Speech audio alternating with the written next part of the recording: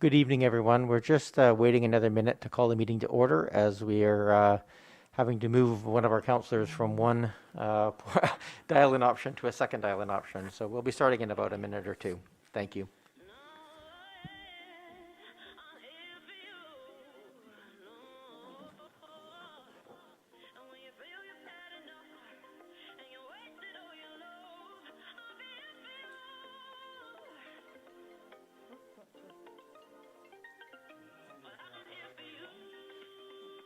Announcing participant, Corinne Green. Hello and welcome to all the councillors. With everybody now online, I'm going to call the meeting to order. This is the special meeting of Thursday, January 28th, strategic planning meeting. Before we begin, I just want to acknowledge that the lands on which we gather are the traditional territory of the Coast and Strait Salish peoples. Specifically, we recognize the Lekwungen-speaking peoples, known today as the Songhees and the Esquimalt nations, and that their historic connections to these lands continue to this day. Item first is just approval of the agenda, which is a single item agenda. Move approval. Moved and seconded. Thank you. Go ahead, Councillor Zelka. Thank you. So about the agenda. If you wanted to change any of the wordings mentioned in the agenda with respect to suggested motions, would we do that now, or would we do that at the time that we get to the point in the agenda? No, we would make that at that point in the agenda, Councillor Zelka. Okay, thank you. Okay, thank you. Any other questions or changes people wish to see? Not seeing or hearing of any, I will call the question. All those in favor? Councillor Green? Yes. Councillor Zelka? In favor. Thank you. Okay, with that, we move to the meat of the agenda, which is a discussion around our council priorities. This is the first meeting we're having in this sort of a lead into our financial planning. And for those watching at home, the intention is that the next three meetings where we're taking some of the guidance from this meeting and applying it into our financial planning process. We'll be taking public input at all of those meetings. And we'll invite you to do that. Tonight's meeting is really to help give guidance to staff as to what to include and not include in that draft budget that's going to come forward to us. So these are where the hard decisions are somewhat made, in that we have to choose how to prioritize a lot of very important initiatives. So with that, I will hand this off to Ms. Bay, our Director of Strategic Initiatives, who I believe is going to give an introduction. Thank you, Your Worship. The purpose of this report is to share with Council the progress made in 2020 towards delivering on the priorities you set at the start of your mandate. Council at that time set 5 priorities. These are now noted, as you'll see at the top of your agendas for each of your meetings. You also selected 45 initiatives to deliver on those priorities. We're here today as a team, both virtually and in person, to report on where we're at 2 years in. I'm happy to report that substantial work has been completed to advance Council's priorities. A list of 2020 accomplishments is provided with the report agenda packages and has also been placed in front of you for those of you who are in Council chambers, or sent to you for those of you remote attending. There are 50 distinct accomplishments on that list. There are basically 3 types of work that we do. All 3 types of work advance Council's priorities. I'll briefly talk about each type. First, there's the basic work of operating a municipality. This is basically the work we are legislatively mandated to complete. Residents count on us to complete this work. Through this work, we provide clean water to drink, safe roads on which to drive and bike, convenient ways to get rid of waste, parks and buildings that allow for recreation, and responsive emergency services. Secondly, there is the emergent work. This is the work that cannot be predicted at the beginning of the year.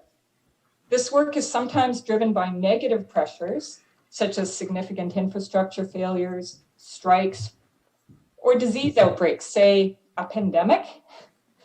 Emergency work can also be driven by positive pressures, such as unexpected grant opportunities. Whether negative or positive, emergent work can increase the time it takes to complete basic work. So, for example, consecutive snowstorms in a region unaccustomed to snow will unexpectedly increase the time staff have to spend to keep streets clear. Because the snow event was unusual, staff would not have budgeted time for snow clearing, and the time spent on clearing the snow would reduce the time available to complete planned projects, thus delaying those planned projects. Emergent work has 3 characteristics. It is not within our control, it cannot be planned for in advance, and it cannot be delayed. Thirdly, there is council-driven work. Special initiatives selected by you for your term at the outset of your mandate, and also council resolution-driven work that you direct through your term. Your special initiatives are listed in the district's corporate plan. All 3 types of work, basic work, emergent work, and council-driven work, must be completed within a finite amount of staff time. Increases in one type of work will therefore reduce the amount of time available for the other types of work. How much of each type of work occurs in any given year will shift over time. 2020 was a year in which council's priorities were advanced primarily by the first 2 types of work, basic work and emergent work. Within the context of finite staff time, there was not enough time available to deliver on all the district's special initiatives on the aspirational timeline noted in the corporate plan. The aspirational timeline was built on information available in early 2019. At that time, no one anticipated a pandemic. In years where there is not much emergent work, there'll be more time available for council-driven work. 2020, as we all know, was not such a year. In fact, due to the pandemic, 2020 required a whole lot of emergent work. Likely, in the context of Oak Bay, an unprecedented amount of emergent work. Fortunately, both basic and emergent work advanced council's priorities in a significant way. The work completed has been listed on the sheets in front of you. The handouts relate the work completed to your priorities. As you will see, the list includes more than just the special initiatives listed in the corporate plan. While the majority of staff's time was spent on basic and emergent work, there was still considerable work completed on council's special initiatives. We're happy to report that, despite a pandemic that was in play for almost all of 2020, we are still on track with more than 3/4 of council's special initiatives. 2020 was a challenging year for us all. 2021 likely will be too. Delivering basic services, responding to emergent issues, and advancing council's 45 special initiatives more than fully uses up staff capacity. To respond to capacity constraints, adjustments will be needed to plans put in place prior to the pandemic, and taking on new projects will need to be approached carefully and warily. Attachment 4 in your packages identifies options for adjustments to council's special initiatives as listed in the corporate plan. The adjustment options relate to the standard project management tools. Adjustments can be made to scope, or budget, or time. Staff have recommended certain adjustments and will happily speak to the rationale to each of the recommendations. Staff's recommendations are highlighted with shading. The decision on how to deal with capacity constraints relating to council's priority initiatives is a governance decision. Council can select whatever adjustments council prefers. As there is no unused staff time capacity, should council wish to add to council-driven work, something else will need to give. Capacity for new initiatives can be freed up by deleting initiatives listed in the corporate plan, or further adjusting timing, scope, or budget associated with previously identified or new initiatives. Attachment 3 in your packages provides information related to adjustments that could be considered for potential new initiatives. Again, Decisions relating to the type and timing of projects is up to council. While the report before you identifies the need for some adjustments, the report also highlights significant accomplishments.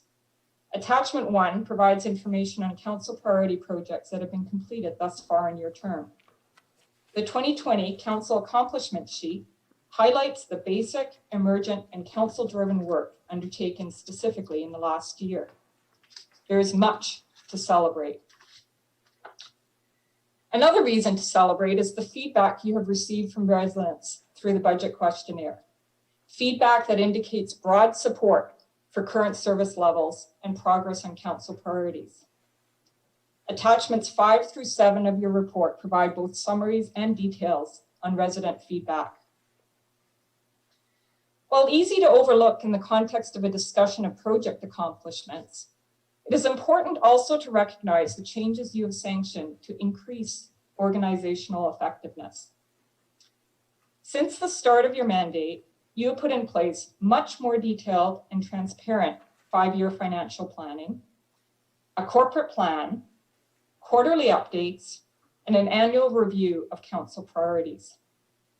Starting this year, directors are preparing detailed work plans that identify departmental capacity. These are all foundational changes that increase transparency and accountability and that set the stage for enhancing our effectiveness. Going forward, council will have much better information to support project prioritization and setting of timelines. Today, you have an opportunity to direct how staff are to focus their time in 2021, recognizing that the time available is less than it would be in non-pandemic times. Adjustments will allow council's special initiatives to be completed on a timeline that assures that the basic services residents count on can be provided through the remaining months of dealing with COVID-19. Staff respectfully await your direction. Thank you, Your Worship. Thank you very much, Ms. Bay. And as I read through the documents here, it seemed that the obvious place to, in terms of a structured discussion, would be to go through attachments 4 and then attachment 3, line by line. But before we get to that, I think it's probably worthwhile. We're a little bit less formal as we're not making decisions tonight. We are making some resolutions to give guidance, but we're not making final decisions as we get to the budget.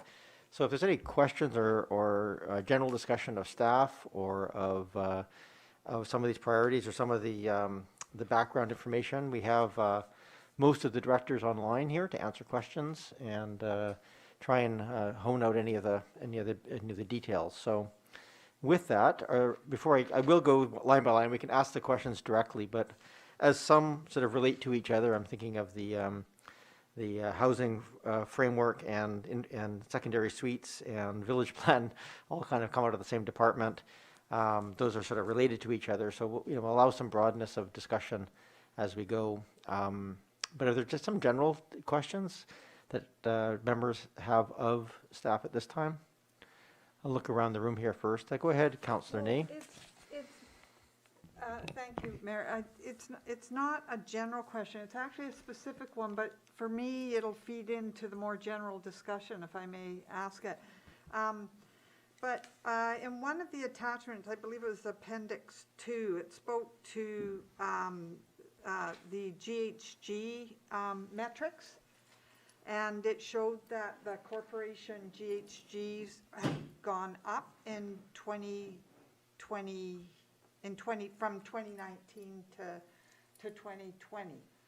And I know that's a whole piece of work, but I'm just wondering, because I know we do track that in our CAPE report, I think it's called, or whatever it's called. But I'm wondering if you could, there's an explanation why that's happening, what metric specifically that's contributing to that GHG increase. Thank you, Councillor Ney. I'm not sure we have someone on the line who can answer that question. Ms. Rella, can you give me some indication of who would be, who I would direct that to? Would it be over to Parks and Recreation, where our energy person usually sits. I'm going to see if Director Haran has any insight to this one, or if Director Herman is on the line, if either of them want to jump in. Sure is. Yes, thank you. So this is Dan Haran. Can you hear me okay? I can jump in and try to answer some of this. Yes, thank you, Mr. Haran. For those watching at home, this is our Director of Engineering. Go ahead, Mr. Haran. Oh, yes, thank you, Your Worship. So I think a bit later in the year, as we do each year, there's a full report to council on greenhouse gases and this kind of energy reduction activity and so on. But I can just speak to the increase a little bit, and it's not the full story, but is a significant one in terms of explaining what's going on. And part of it is when we report out the district's greenhouse gas emissions, we're using what we do in terms of operations. And in the last, say, 2 or 3 years, what we've done a significant increase of is paving and capital works, like construction activity and so on. So as we are trying to increase the amount of infrastructure renewal that we do, it means we're also spending more time on the roads, more time with backhoes and dump trucks and so on, doing the work that they mean to do. So as we do something positive, renewing infrastructure, we're also having a slightly negative impact on greenhouse gases. So that's part of the increase, and the amount of paving that was done is a certain amount of explanation for that. And I don't think that's the full story, but it's some indication of why you would see that increase. Okay, thank you very much, Mr. Haran. Councillor Nate, is that? Yeah, sure, that's fine, thank you very much. Okay, thank you. Seems to make some sense. Okay, is there any other general questions in the room here? I'm not seeing any, so I'm going to just go in order on the phone here. Councillor Green? Your Worship. Councillor Patterson has her hand up. Okay. Sorry, I was on mute. That's okay. Thank you. I'll if people put their hands up, I'll try and go to them first, but I will, I call for Councillor Green. Did you have any general questions? Yes, I do. Thank you. Thank you, Mayor. Just for the Building and Planning Department, on attachment number 4, that's what I'm looking at the moment. I see that the zoning bylaw update item has been now pushed out to 2024. Just wondered if I could get some idea of what's caused that delay, and that would be appreciated. Thank you. Okay, thank you. Mr. Anderson, are you able to answer that question? Yes, Your Worship. I should maybe preface this with the due date that's shown currently in the priority document attachment 4, showing 2021.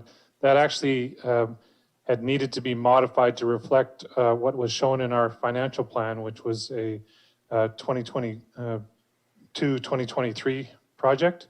So we were proposing to modify the timeframe of that zoning bylaw update on the basis of what we've already been showing in our 5-year financial plan.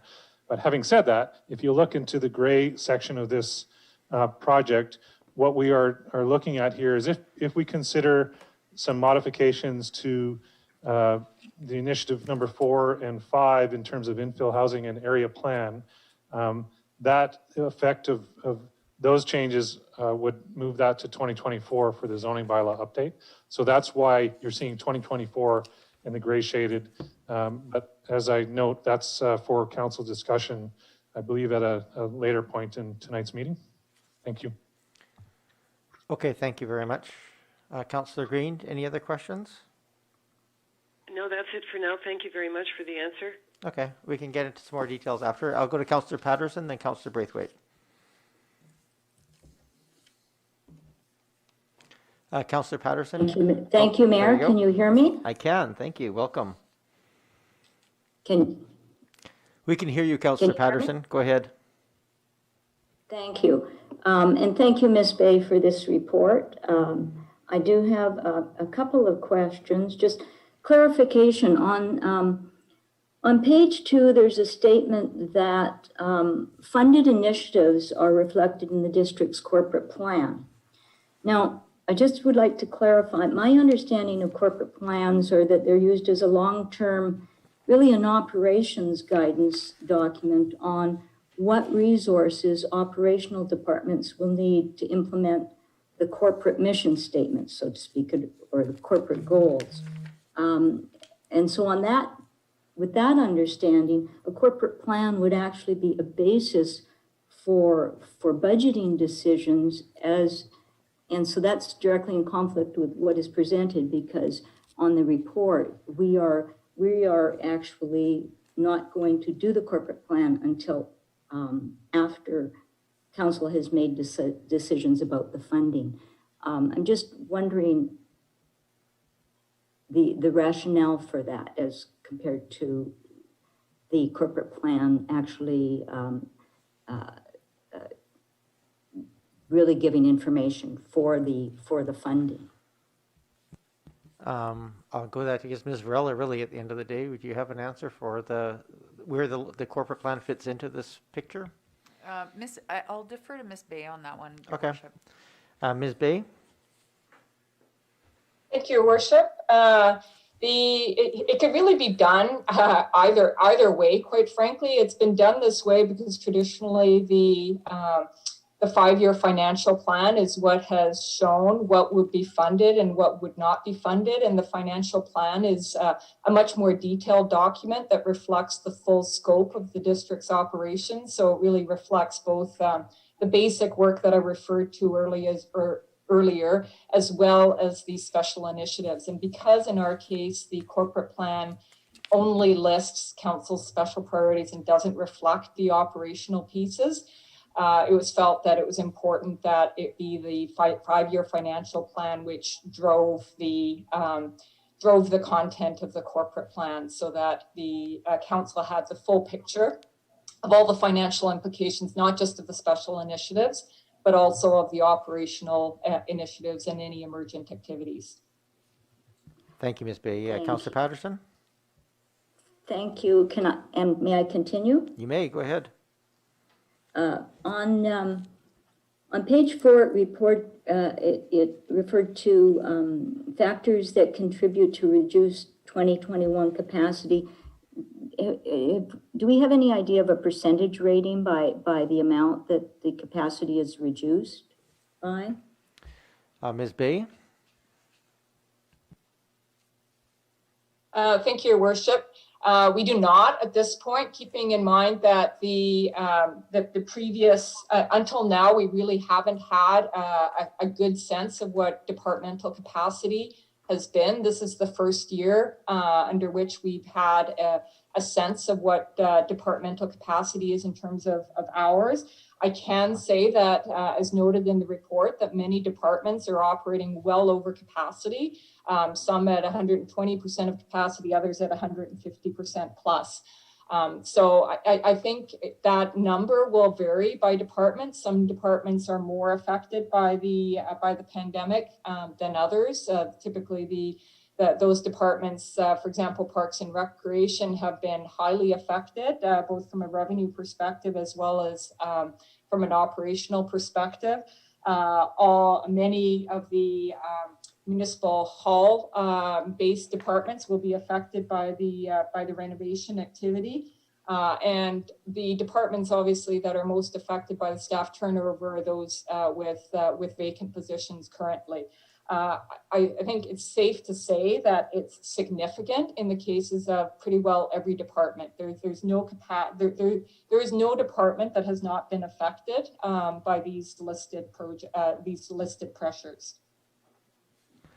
Go ahead, Thank Councillor you. Patterson. You want to continue? Thank you. I now perhaps one that Mr. Haran can speak to.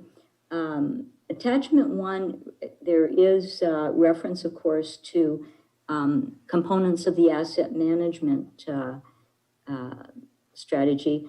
In 2018, the previous council actually approved the asset management strategy report, and that report was broader than what we see that is listed in these action items. And so I am wondering when it is planned that council would get an update on the actual full asset management report. And certainly the things that are not referenced in this, the master plans for storm, foreshore facilities, transportation, and natural assets, when how they might be addressed, and so how we will feed all of this into the asset management plan so that we continue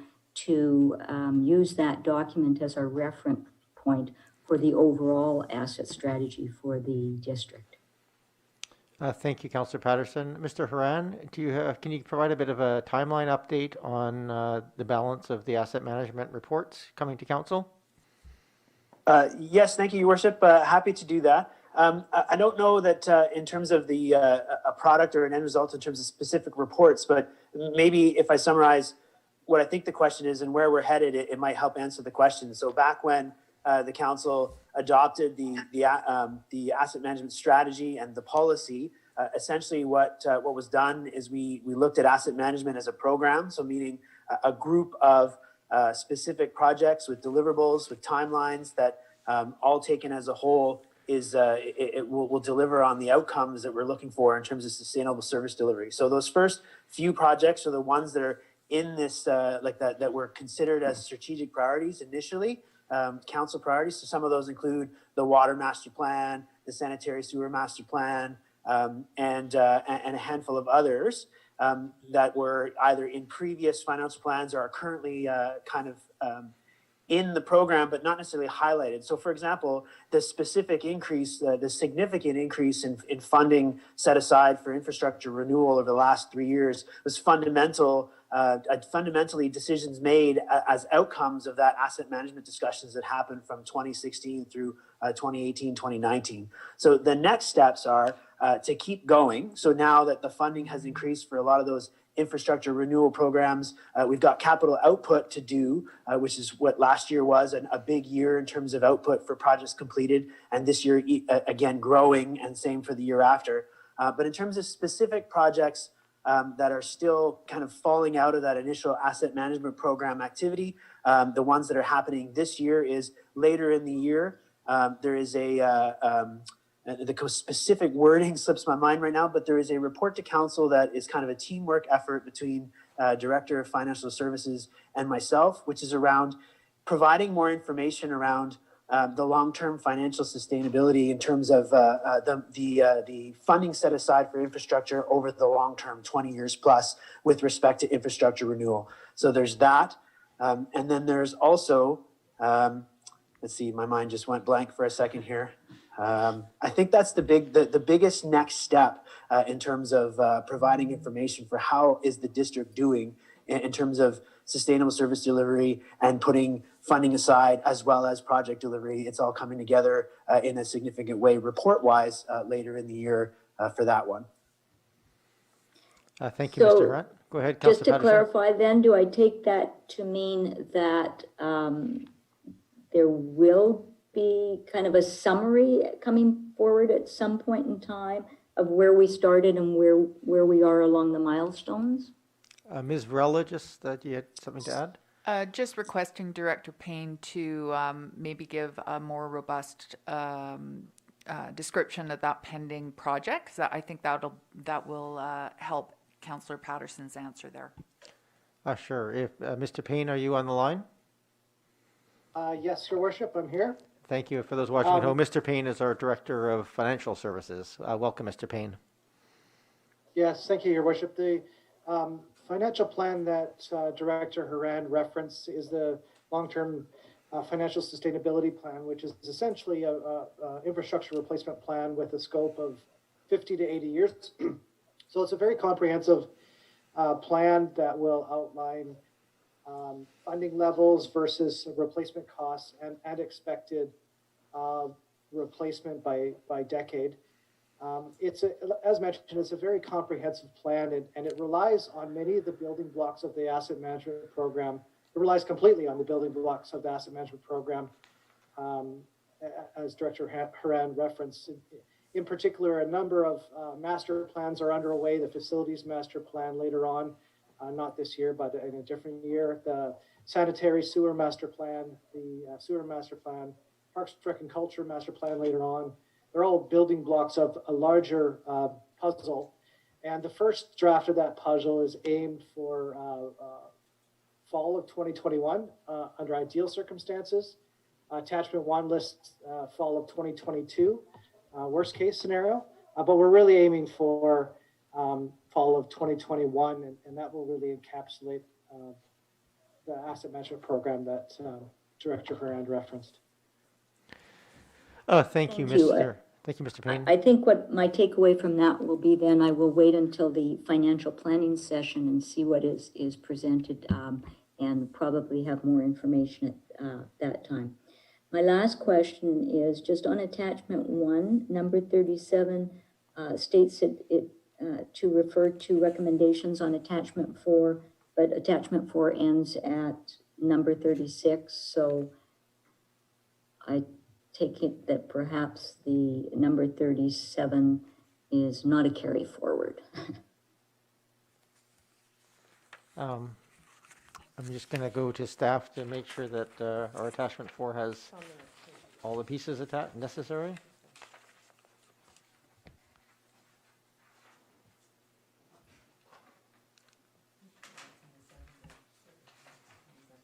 Yeah. Oh, that one. Oh, she's referring to the 137. Okay, I was looking at the longer list of number 1, didn't think those were offline, but okay, that makes sense. Thank you. Can we speak that into the microphone so Councillor Patterson can hear? Sorry, Your Worship, it's Sina Bay here. I believe if the page is flipped, their number 37 is the back side of that sheet.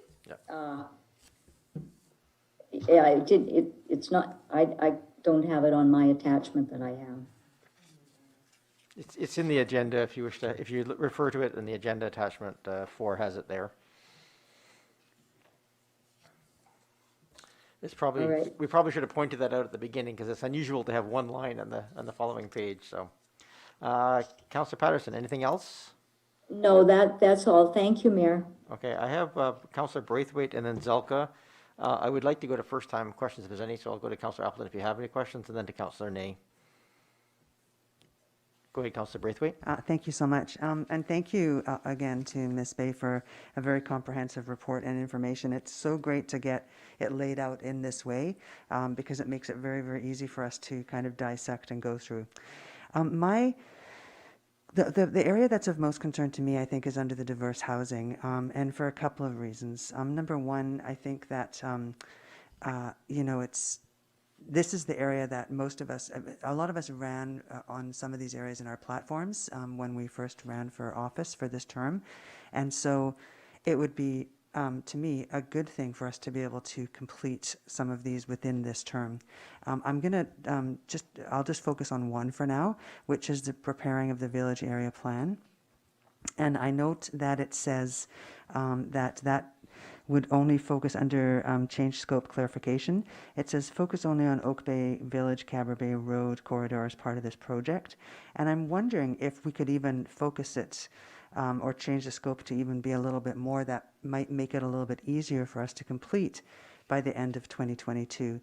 And that would be to only focus on the Oak Bay Village area. And so there's that question. And then the second part of my question would be, if that were the case and if we needed to hire a consultant to complete this work because it wouldn't be in the capacity of our building and planning staff to do this work, could we use something from the Alternate Transportation Infrastructure Reserve Fund, monies from there, to pay for a consultant to help with this project? We may get to some of these questions on that particular item, but I think it's probably not. Mr. Anderson, if you could just talk a little bit about what options we have for tackling village plans. Can we reduce that scope? And other questions that Councillor Braithwaite asked. Thank you, Your Worship, members of council. Certainly, reduction in scope of any significance would would assist in reducing the time it takes to prepare an area plan. We'd certainly have to look at to see whether removing the Cadbro Bay corridor from that would in fact have that effect. But generally speaking, when you're conducting a plan in a defined area, the components are relatively similar. And so whether the scale is reduced may or may not have that much impact on the time, but that's something we would certainly want to look at from a staff perspective. The other comment I should make is that I believe if we look at modifying our time frame with respect to the village area plan, that we are in a reasonable spot to see substantial completion of that end of 2022, and then consider bylaw and adoptions in the early part of 2023. And I'll just to comment on the respecting the consultant. We do have budgeted consultant dollars with respect to the village area plan work, so we have that in place, and I don't think we need to go and source other monies to have us deliver on the village area plan for the Oak Bay Village Cadbro Bay component. Thank you. Thank you. Go ahead, Councillor Braithwaite. Any other questions? No, that'll do for now. I'll let others ask before I come back to my second question. Okay, thank you. Councillor Appleton, did you have any questions at this time? Oh, sorry, Councillor Zelka, and then, yeah, go ahead. Sorry, is it Councillor Zelka next? Councillor Zelka, yeah, go ahead, please. Oh, thank you so much, Chair. I'll try and speak directly to the report first in more of a general sense. I do wanted to ask a question through source chair to staff. The IAP2 framework mentioned on page 6 of the report suggests that this report is to inform and to consult with the public. I just wanted to, my first question through you, Chair, is will the public be invited to speak in this meeting, please? Thank you, Councillor Zelka. At this time, under the agenda, we don't have a space for the public to provide input here. However, the recommendations that come out of this meeting to inform the financial plan, we have 3 meetings planned for that financial planning process, which include these pieces. And so those 3 meetings will have public participation included. If it's the will of council, a majority will of council to change, I guess it's 2/3 actually in the procedures bylaw, to open this meeting for public input, we can certainly do that as an option if that's the will of council. I just wanted to clarify what was intended since we went through a whole process for public transparency. And I do note on page 3 of the report that the intent and some excellent work has been done by staff, in spite of the pandemic, for some absolute amazing work that is brought forward, that in spite of the limitations for public participation, we have been able, I believe, to increase and have greater accountability and transparency to the public. However, I'd like to ask a question through you to staff. I do note that in spite of our wonderful IT initiatives, and in spite of in December, we published or formalized our 2021 council meeting schedule. Shortly thereafter in January, a number of special committee of the whole meetings were scheduled, but unfortunately no indication was given to the public of, for example, this meeting or of future meetings in February. I wanted to ask through you, Chair, is there any way that the 2021 council meeting schedule PDF up on the website that is right next to all of these meetings, minutes and agendas, could it please be updated with, for example, today's meeting? It's not there. Or all of the special council meetings that are scheduled for February, because they're not there either. The 2020 schedule did show all the special committee of the whole meetings and special council meetings. Unfortunately, this schedule does not. And I believe that would go a large way to increase even further greater accountability and transparency. Is that possible, please? Thank you, Councillor Zelka. I'm sure that's very possible. Mrs. Varela? Thank you, Councillor Zelka. If there was an oversight on the posting on the website, staff will address. I would like to remind that meetings are posted in accordance with legislation and those requirements have been met. In addition, there has been publication in the newspapers. So we will correct the oversight, but there was notification as per legislation and a few extras. Thank you, Ms. Oh, Varela. and if I may continue, I certainly don't doubt any concern regarding the legal aspects. What I am concerned about is the aspects of greater accountability, greater transparency, and ensuring that in spite of the pandemic, the public feels at all times welcome and completely informed. I'm sorry to also share through you to staff that the automated email that normally goes out when an agenda is posted, there was no email for today's meeting.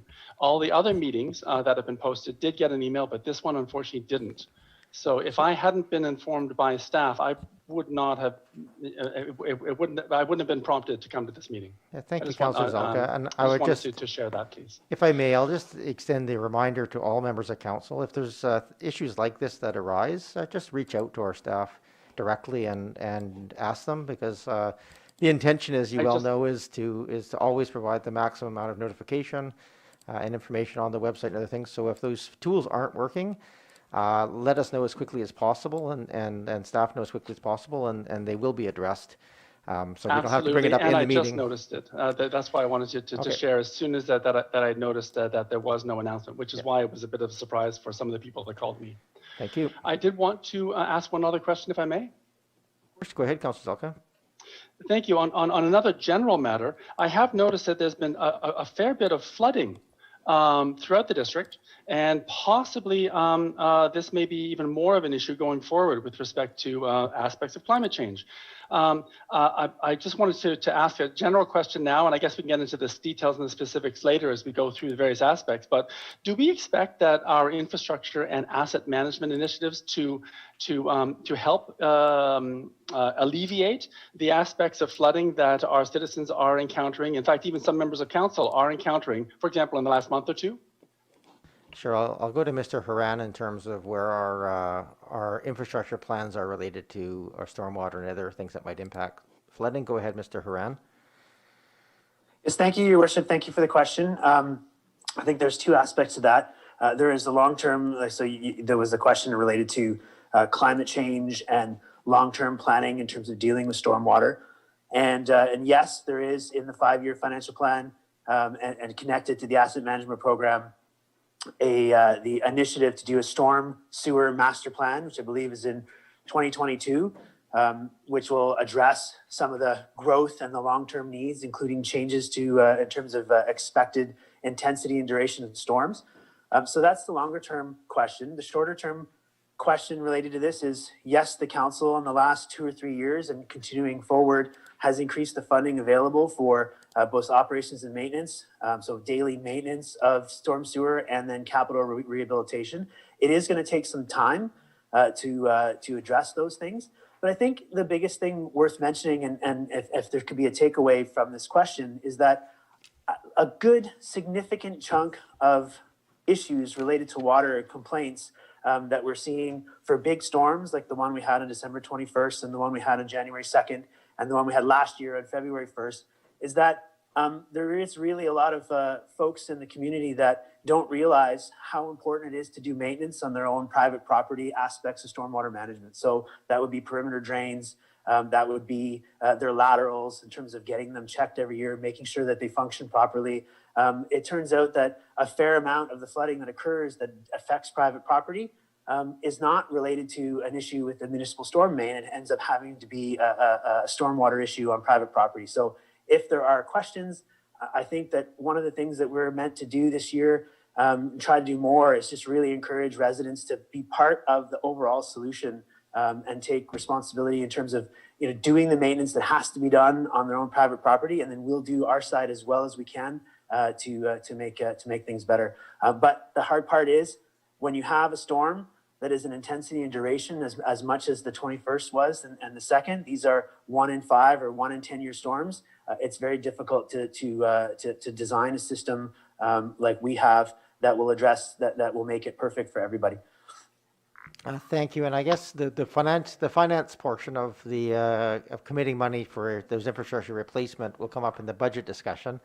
We're really talking about council priorities tonight. Are there anything? I guess I'll just go to Ms. Bay. We don't have anything in terms of specific projects in the strategic planning discussion. Obviously, there's a number of projects that were on hold, they're on waiting for, say, grants and things of that nature, and general replacement that don't fall under council strategic priorities. And I think that's the case, correct? We're not talking about anything here tonight that includes the engineering portion specifically. We will put that to Mr. Haran. I don't see anything on here. I just want to, in the context of this discussion where we're trying to, adjust our priorities on here, I'm trying to see if there's anything on here that would fall under that category. Mr. Haran?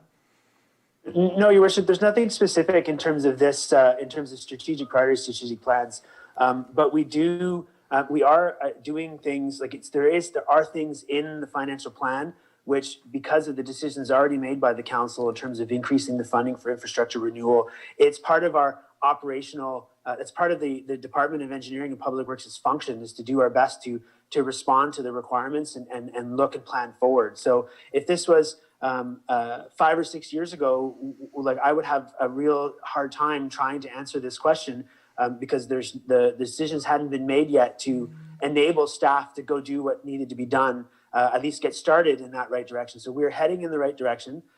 That's why there's not necessarily a specific initiative in the strategic priorities, but I guess the part that I need to say out loud to kind of ensure that the council, is speaking about this stuff themselves to when the community asks is what's happening in terms of what the financial plan looks like in terms of funding for infrastructure renewal is the result of strategic priorities that were in the hopper 2-3 years ago. So decisions already made. So we may not be I may not be standing up or having a specific initiative to say this is really important, but the funding is increasing each year, and those are decisions that the council made already.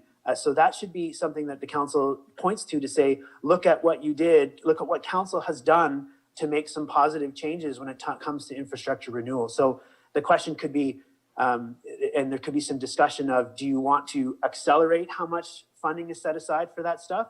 Do you want to do more infrastructure work or more quickly? And that is certainly something that we could discuss, but that's where the master plans that come out of the asset management program come in. So the sanitary sewer master plan, which is meant to be delivered this year, will help us determine things like capacities of sewer mains and which mains to address first and how many to do and how quickly.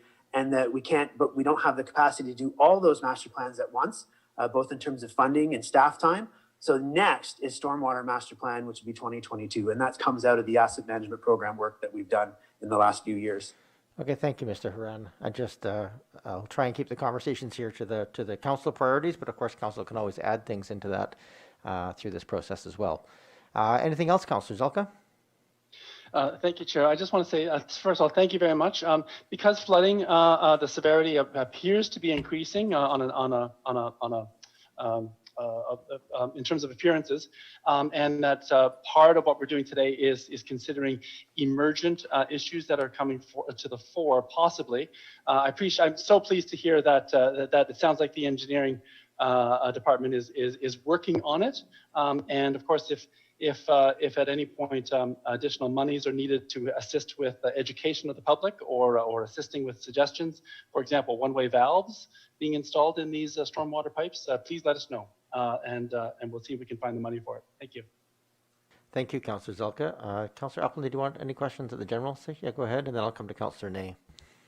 Thank you, Your Worship. And just picking up on the topic that Councillor Braithwaite raised, I too have concerns just in terms of responding to capacity. The elements under housing are sort of the biggest ones for me. And I recognize that staff have indicated sort of preferred options and proposed timing changes in order to address that. I'm specifically referencing, in terms of attachment 4, I'm specifically referencing items 4 and 5, which are the infill housing and village area planning components. And I note that obviously there's a couple of different ways to address this. Column C and D refer to hiring consultants or hiring more staff in order to address the capacity gap rather than extending the timeline. And so I guess my question relates to really it's not fleshed out beyond saying that budget for additional staff would have to be provided. What I'm curious about is if council were to so direct that that items 4 and 5 should stay on their original timelines, but that staff would return options for, basically an additional funding amount associated with items C and or D for those two items. Is that the type of number that staff would be prepared to, would be in a position to provide as part of the upcoming financial planning process? Thank you, Councillor Appleton. I guess that goes to Mr. Anderson. Yes, thank you, Your Worship. In regard to, I believe it was particularly D in that table that we're talking about, and whether or not we would, if we wanted to continue with both of those projects on that schedule, we would need to add staff to that. And I believe the question is whether or not we would be able to determine what level of staffing we would need in order to achieve that. We can certainly do that if that is council's direction. Thank you, Mr. Anderson. Anything else, Councillor Appleton? Okay, thank you. Councillor Ney, good to you for a second time. Yep, thank you. So, yeah, the question is related to what's being recommended for number 3, which is, and so I just want a point of clarification. Is what I'm understanding that that the secondary suite development would be completed in 2021, but that there's no date for implementation? Is that how I read that? Is that reading of mine correct? Mr. Anderson, can you clarify? Yes, Your Worship, that is correct. The implementation would be a decision that council would direct following receipt of the final strategy on the secondary suites. So we would need direction on implementation, and then need to look at timing of that.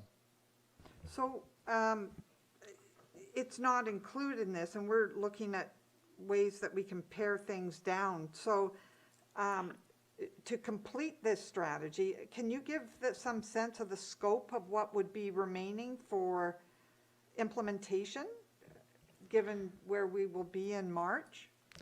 Thank you, Councillor Ney. I think I just want to make sure that that assumption is correct, because my understanding is that with whatever direction council gives, staff will work on the implementation, but that is dependent upon what council directs, but not that it's not going to be done. So, Mr. Anderson, can you just clarify for us? Is the scope of implementation of any of these, once the decisions have been made, would they also require a special council priority to be included in this? Thank you, Your Worship. I don't want to say it depends, but it does. Depending on what final strategy council settles on and receives, and then the direction that council gives, we would need to then determine what it is we need to deliver.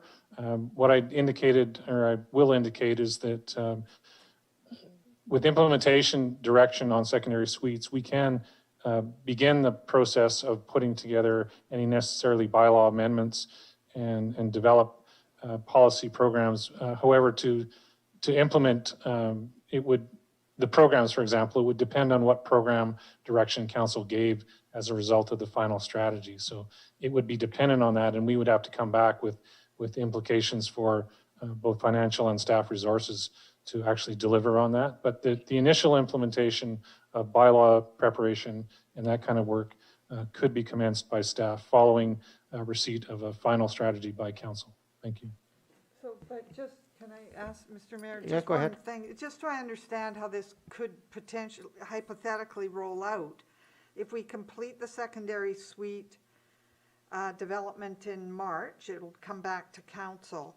And it's not clear, because council hasn't made this decision, whether implementation would proceed immediately or be delayed and paired up with the infill strategy, I presume is what people are thinking, which would leave a completion of secondary suite sometime in 2023 or something. But so my question is, given we aren't voting on that until after budget, then it still wouldn't be done, it wouldn't be streamed, it wouldn't be a seamless process. Is that correct, Mr. Anderson?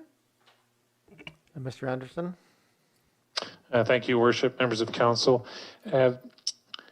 As I noted, with final strategy in place, and should council give direction to implement secondary suites, the first step in that process would be preparation of bylaws. Staff could, with that direction, start working on those bylaws. It would have work plan implications for staff, but we could be moving forward with beginning the implementation. And then what I would perceive is that we would have a need to budget for 2022 any resources needed with respect to implementing programs that council directed. But the actual bylaw preparation and that work, and then sort of looking at the programs, is primarily a work plan implication for staff and not a budget or financial implication for staff in that first phase of implementation. I hope that's reasonably clear. Thank you. Yeah, thank you. Thank you, Councillor Ney. Is anybody else wish to ask questions on this a second time? Go ahead, Councillor Braithwaite. Thank you. I'm just hoping that Mr. Anderson can just explain to me on number 8, the zoning bylaw update. On column E, it says, practically not an option given legislative obligations reapplications. And I'm just wondering if I can get an explanation on that as to, are you talking about timing there, or I'm just confused as to what that actually means. This is in column E, lower operational service level. Mr. Anderson?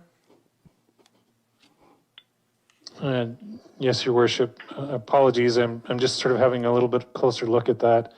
So this is the idea that we would reduce an operational service level related to zoning bylaw. And I believe the primary point to be made is that it is a legislated bylaw and implementation that would need to be in place. So reducing what it is we would do with respect to the zoning bylaw in that context was practically not an option. I guess what I can say is with respect to the zoning bylaw update, there is an aspect of looking at can you do components of a zoning bylaw update in advance of doing the more comprehensive zoning bylaw update. So that could be an option, but it wouldn't really be related to a lower operational service level. I hope that's helpful. Thank you. Thank you, Mr. Anderson. Does that clarify, Councillor Braithwaite? I think so. I'm going to mull that one over. I think if we examine this to all of the members here more broadly, there's options attached to priorities in general, and so they can, we can add more money, we can add more staff, we can add consultants, we can say we're just going to lower the service level to free things up. Or change the scope of what we're attacking. And I think the way I read that one was that zoning bylaw review, there's no reduction in service that would help. Like they just have to do their work, so it's net new work. So there's no service reduction that would allow for that. That's my reading of that chart. Ms. Rella? That's correct, Your Worship. So reducing a service level isn't a possible offset to speed that up. Thank you. Even more succinct than me. Thank you. Any other general questions? If not, we'll go to these very same questions, but in a bit more specified fashion. Go ahead, Councillor Ney. And just a question.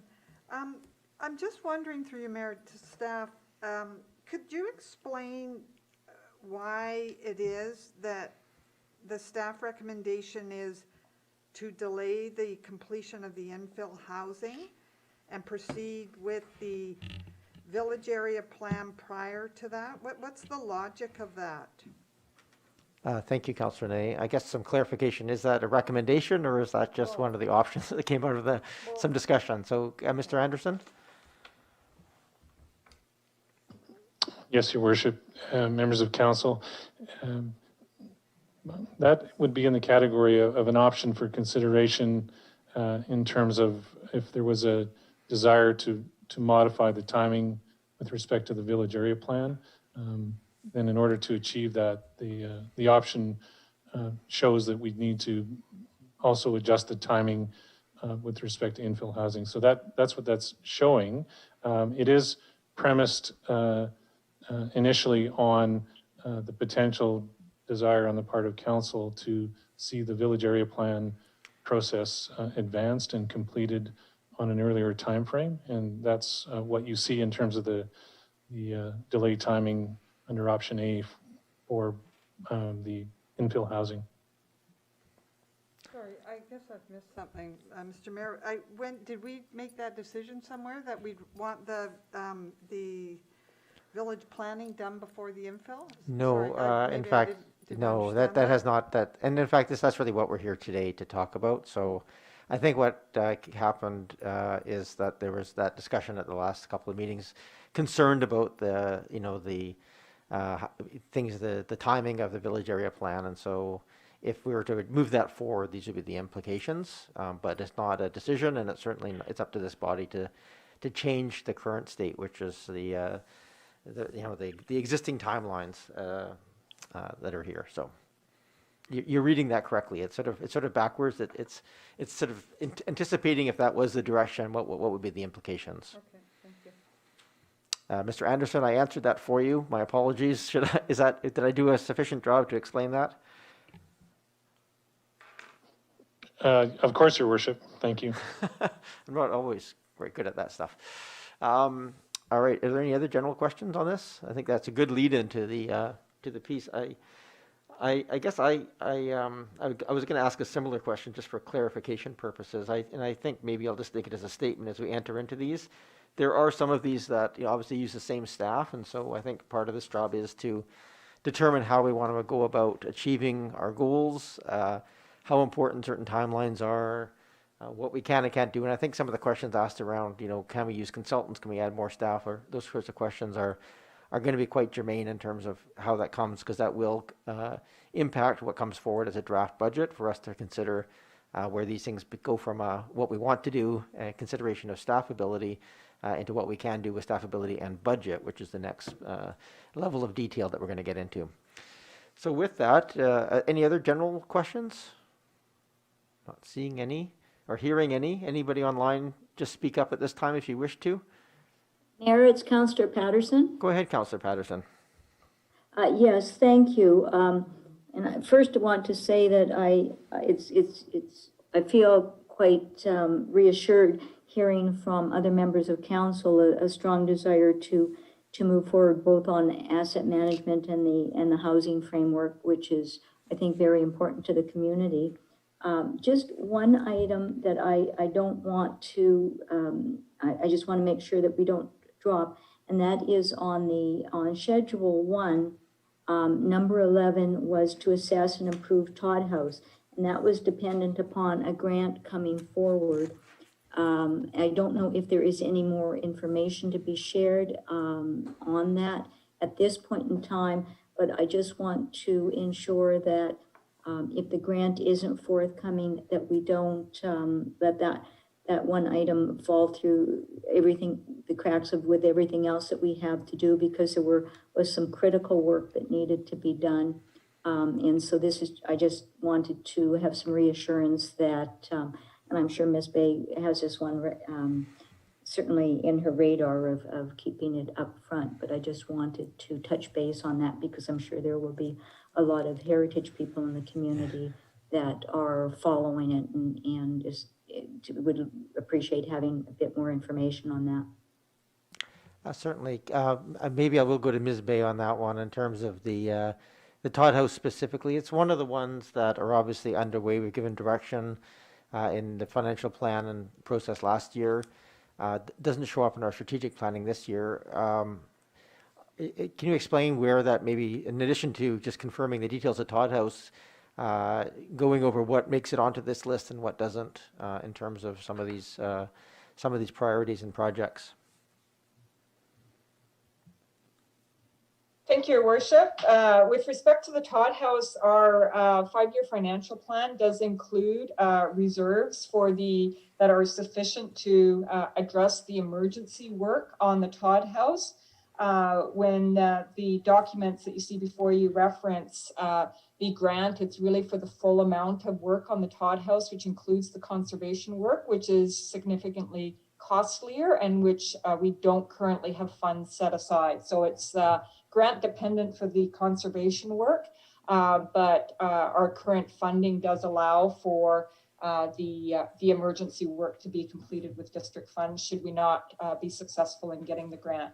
Our grant application did include a request for funding as well of the emergency works. So if we're successful with the grant, then we would be able to set aside those funds that would otherwise be used for the emergency works to fund the subsequent ongoing maintenance costs associated with the Todd House. So at this point, we're just waiting to hear back on the grant to find out exactly how we can best approach the work that needs to be done on the Todd House so as to stretch the district's finances as much as possible.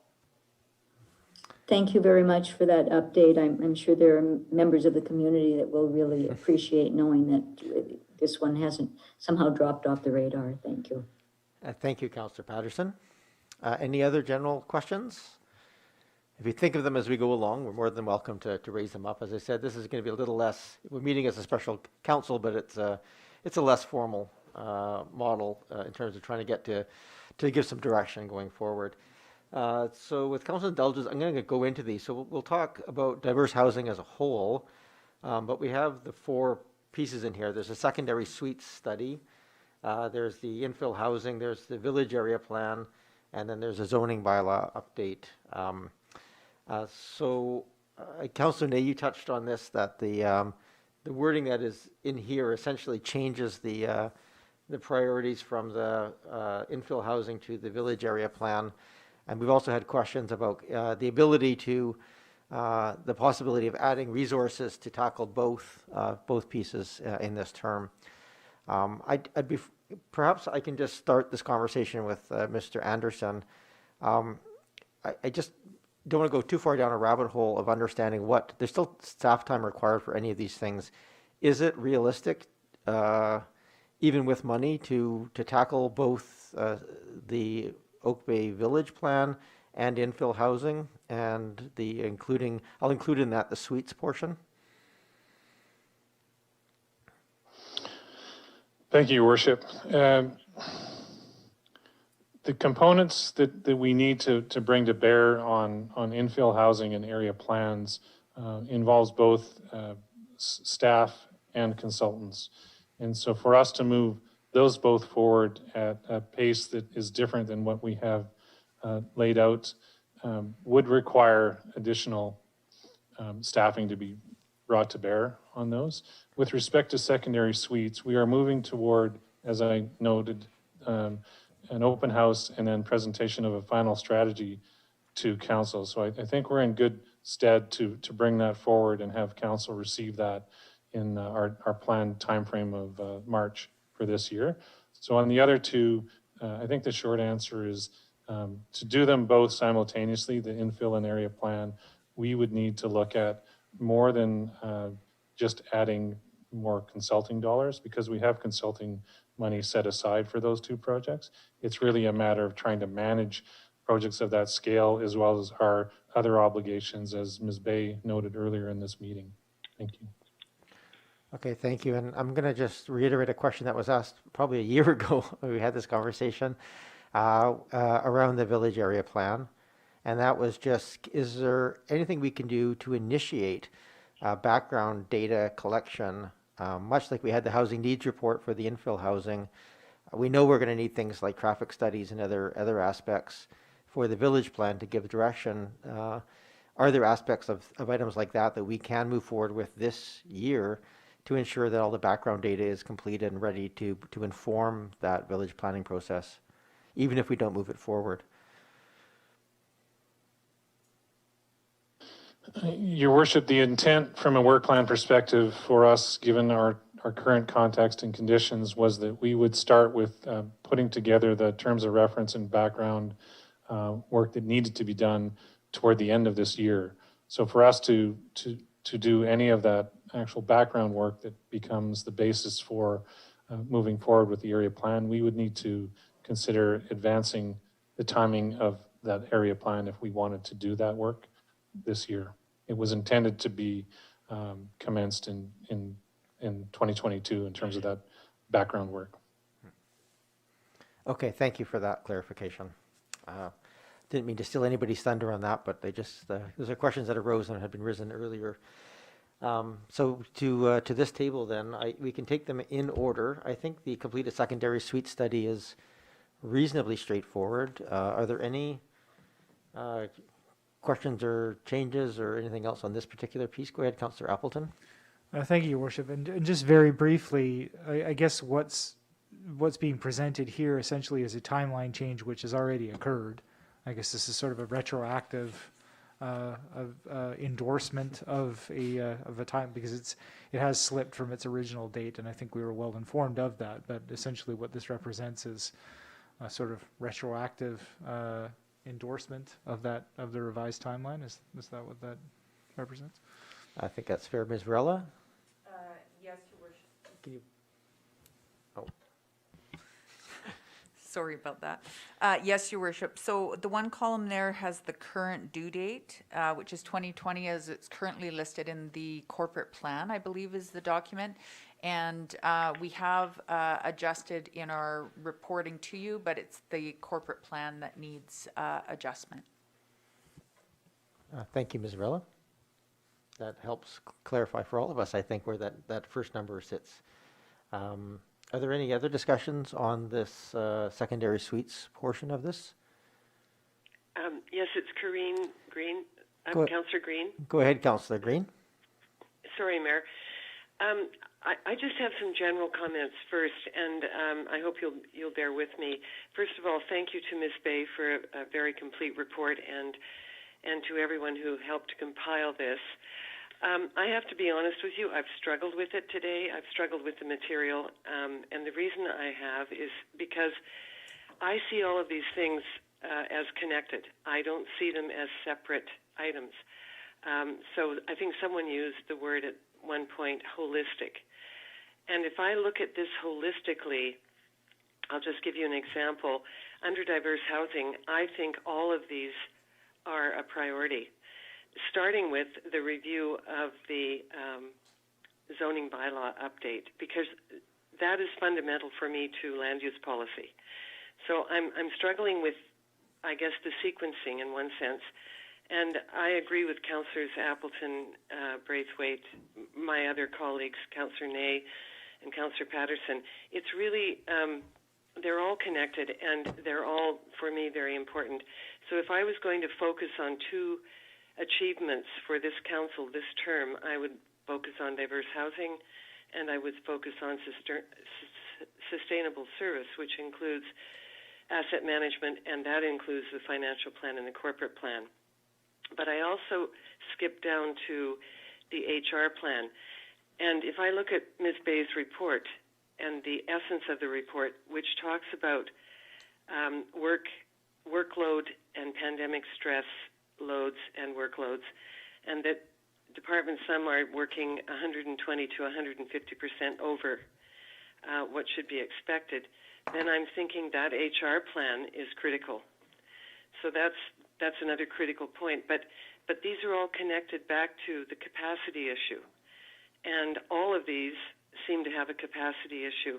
And for the HR issue, we're in a catch-22. If we don't enhance human resources, then we're not going to be able to address other resources in this priority setting. So, and the internal administrative achievements that were listed, and I really appreciate, and they are remarkable under all the circumstances. But I guess my concern is that based on the questionnaire, as I read through it, there were a couple of underlying themes, and one was that those kinds of achievements don't necessarily resonate with the public. And secondly, I got a sense of get on with it from the public. In other words, move forward. And I guess I would like us to see moving forward with diverse housing, as has been mentioned, and the components that are there. I think the village plan, I would switch out the village plan with the zoning bylaw update. I would put the zoning bylaw update ahead of the village plan at this point in this term.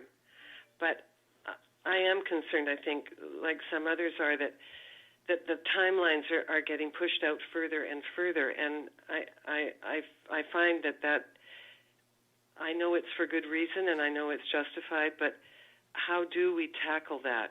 And how do we connect all of these things together? And I know that's a question that may not beg an answer tonight, but those are my comments to this point. Thank you. Thank you, Councillor Green. I'll leave it at that. Anybody? Councillor Patterson or Councillor Zelka? Any comments on the specifics of the option item number 3, the secondary suites portion? Councillor Zelka. Go ahead, Councillor Zelka.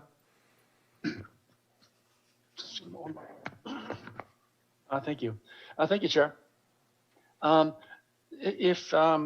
Well, first of all, one of the struggles I have with diverse housing always being the first of many council priorities is that we may spend the whole meeting talking just about diverse housing and not get onto the other priorities as well. So I'm hoping that we can spend an equal amount of time on all the priorities.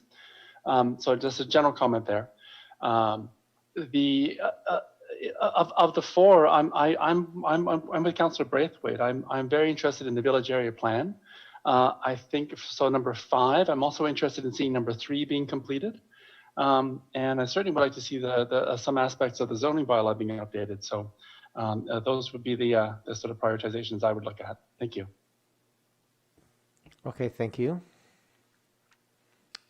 Any other discussion here on the suites? I think they're all connected, so we can take all 4 of those. And to Councillor Zelka, to your point, if we get too bogged down here, I might take a break and go to the other ones and come back again. But right now, I guess I would like to hear from Council. Are we interested in terms of we have to rank the priorities? The current is really the suites, which was we inherited and are trying to complete in a timely fashion. The infill housing, which is the housing framework portion of that. I guess these are kind of in the order that we had previously established: 3, 4, 5, 6, or 3, 4, 5, 8. Is there willingness or desire on the part of council to change those priorities, and or is there a desire to seek information about doing what we can to move some of these earlier so we can get as many of them completed or substantially completed in this term, which would necessitate, I think it's important to know the priority order that this council has, as well as the ask of staff so they can bring back options to us to the financial planning portion. Councillor Braithwaite, you had your hand up? Yes, Mayor. And I'm wondering, perhaps it might really help us if, I know that for building and planning, they have been down a staff person since December. That makes that has a big effect on what they can and can't do. But I'm wondering if perhaps we might be updated on where they stand with replacing that person, because that might then make a difference to how we look at the timing for some of these under diverse housing. Sure, thank you, Councillor Braithwaite. I don't know, is there a timeline update for a replacement of the planner position? Your Worship. Your Worship. Oh. There has been a posting put out, so there is advancement being made. I wouldn't want to commit to a timeline because you're not sure how that process unfolds, if you have to go out again. There's a lot of variables to it, but I can say that there has been a posting issued and the posting has closed. Thank you, Ms. Rella. Go ahead, Councillor Braithwaite. And then I guess for me, it's difficult for me to say, it's difficult for me to kind of rank these without knowing if we're able to, if there are consultants out there who could help. And I know that Mr. Anderson said that a certain amount has to be done by staff, and I totally understand that. But if we're hoping to have a new staff person in place, and if we're able to get 2 consultants, let's say, for example, one who's very, very good at updating zoning bylaws and another who's very good at something else that we have on this list, what kind of a difference will that make? And can we put that into our decision making on how we rank these? Sure. Thank you, Councillor Braithwaite. Mr. Anderson, are you able to sort of identify where consultants or could be used and where they could not be used in this framework, or is that? I'll let you try and answer that if you can. If you can't, feel free to say you can't. Your Worship, I will always try. So with respect to each of I think the major projects that we're speaking about, infill, area plan and zoning bylaw update, they each anticipate and would involve consultants in combination with staff in terms of delivery. So I think maybe that's the short answer to that question. I think with respect to the sequencing, I should comment that with respect to the zoning bylaw, there are two basic elements to that. One is a comprehensive update of a fairly dated document. The other is to implement any policy directions that might emerge with respect to the range of housing topics that are contained within both the infill housing project and the area plan project, particularly around multifamily housing. So I just wanted council to be aware that there are two main components associated with that zoning bylaw update as part of this. But to go back, we would need consultants to assist us to deliver on any of these significant projects. Thank you. Thank you, Mr. Anderson. Councillor Braithwaite? So what I hear staff saying there is that, okay, so secondary suites is well on its way. It's basically almost done. So that's something that I think we don't we don't have to make a decision on anything to do with that tonight, I don't think, because that's well on its way and will come to fruition. The zoning bylaw, I think what I heard Mr. Anderson say, will really depend on what happens with the infill housing opportunities and the housing needs. So perhaps that needs to stay in the timeline that staff have suggested. And then really it's only the middle two, the infill housing and the village area plan, that we really need to concentrate on so much tonight, perhaps. And for me, I would say I would like to see the village area plan completed because I think that it will affect what we do with our infill housing around, especially around the village. So I would go secondary suites is a given. Preparing a village plan would be the next for me. Infill housing would be next, and then zoning bylaw would be, sadly, I hate to say it, but it would be last on my list for these, if I was ranking these priorities. Thank you, Councillor Braithwaite.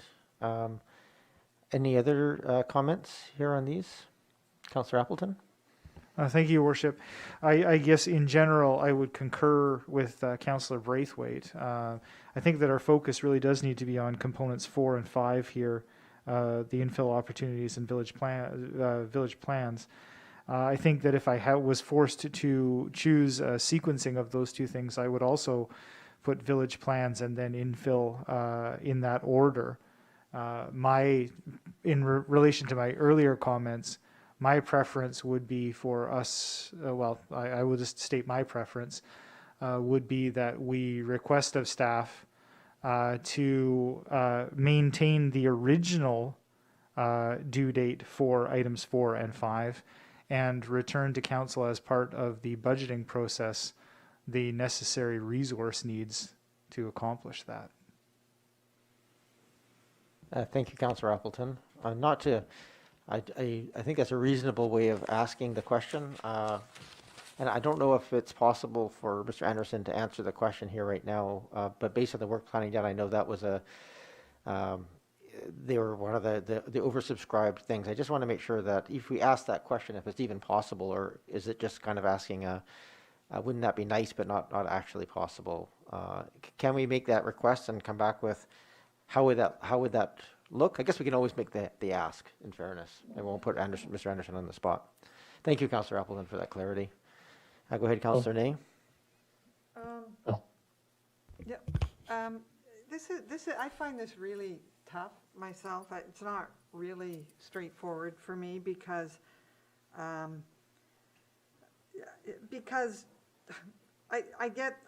think the reason these are here is because we've all decided that they're important to do this. So it's not easy to start thinking about at least one of these being really pushed quite far out now. So, I mean, I take the point that from Councillor Appleton and Braithwaite that infill, I mean, I can understand that argument. I think what I'd like to do is, through you, Mayor, I'd like to ask staff, because I don't know enough, rather than give my opinion, because I'm not a planner, but I'd like to draw on the expertise of our staff and ask whether an infill would inform a village plan, or a village plan would inform the infill initiative, and how that works, because at one point we had one before the other. There must have been some merit and some logic to that. Now we're talking perhaps about shifting the order of that around. So I'm wondering if you could help, or are they totally orthogonal to one another? I don't know. Perhaps you could help me or us understand that. I wish they were totally orthogonal to one another. Go ahead, Mr. Anderson. Yeah, thank you, Your Worship. Just if I may, that in terms of housing, the focus in a village area plan would be around considering multifamily dwelling forms of housing, sort of the more the medium density forms of housing.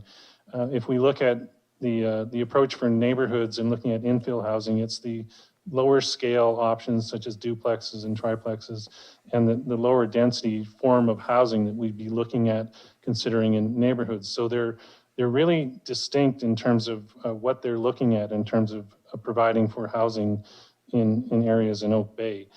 So they're not related directly or impacted directly in terms of the housing component. I will say that often if you're addressing where your multifamily dwellings primarily are going to be in a community, it does take some of the pressure off what it is you're looking at trying to provide in your remaining neighborhoods. But I think we've identified that distinction in terms of what we've said we're going to look at for infill housing, what we're going to look at for area plans. So they're not really, they are independent in that respect. Thank you.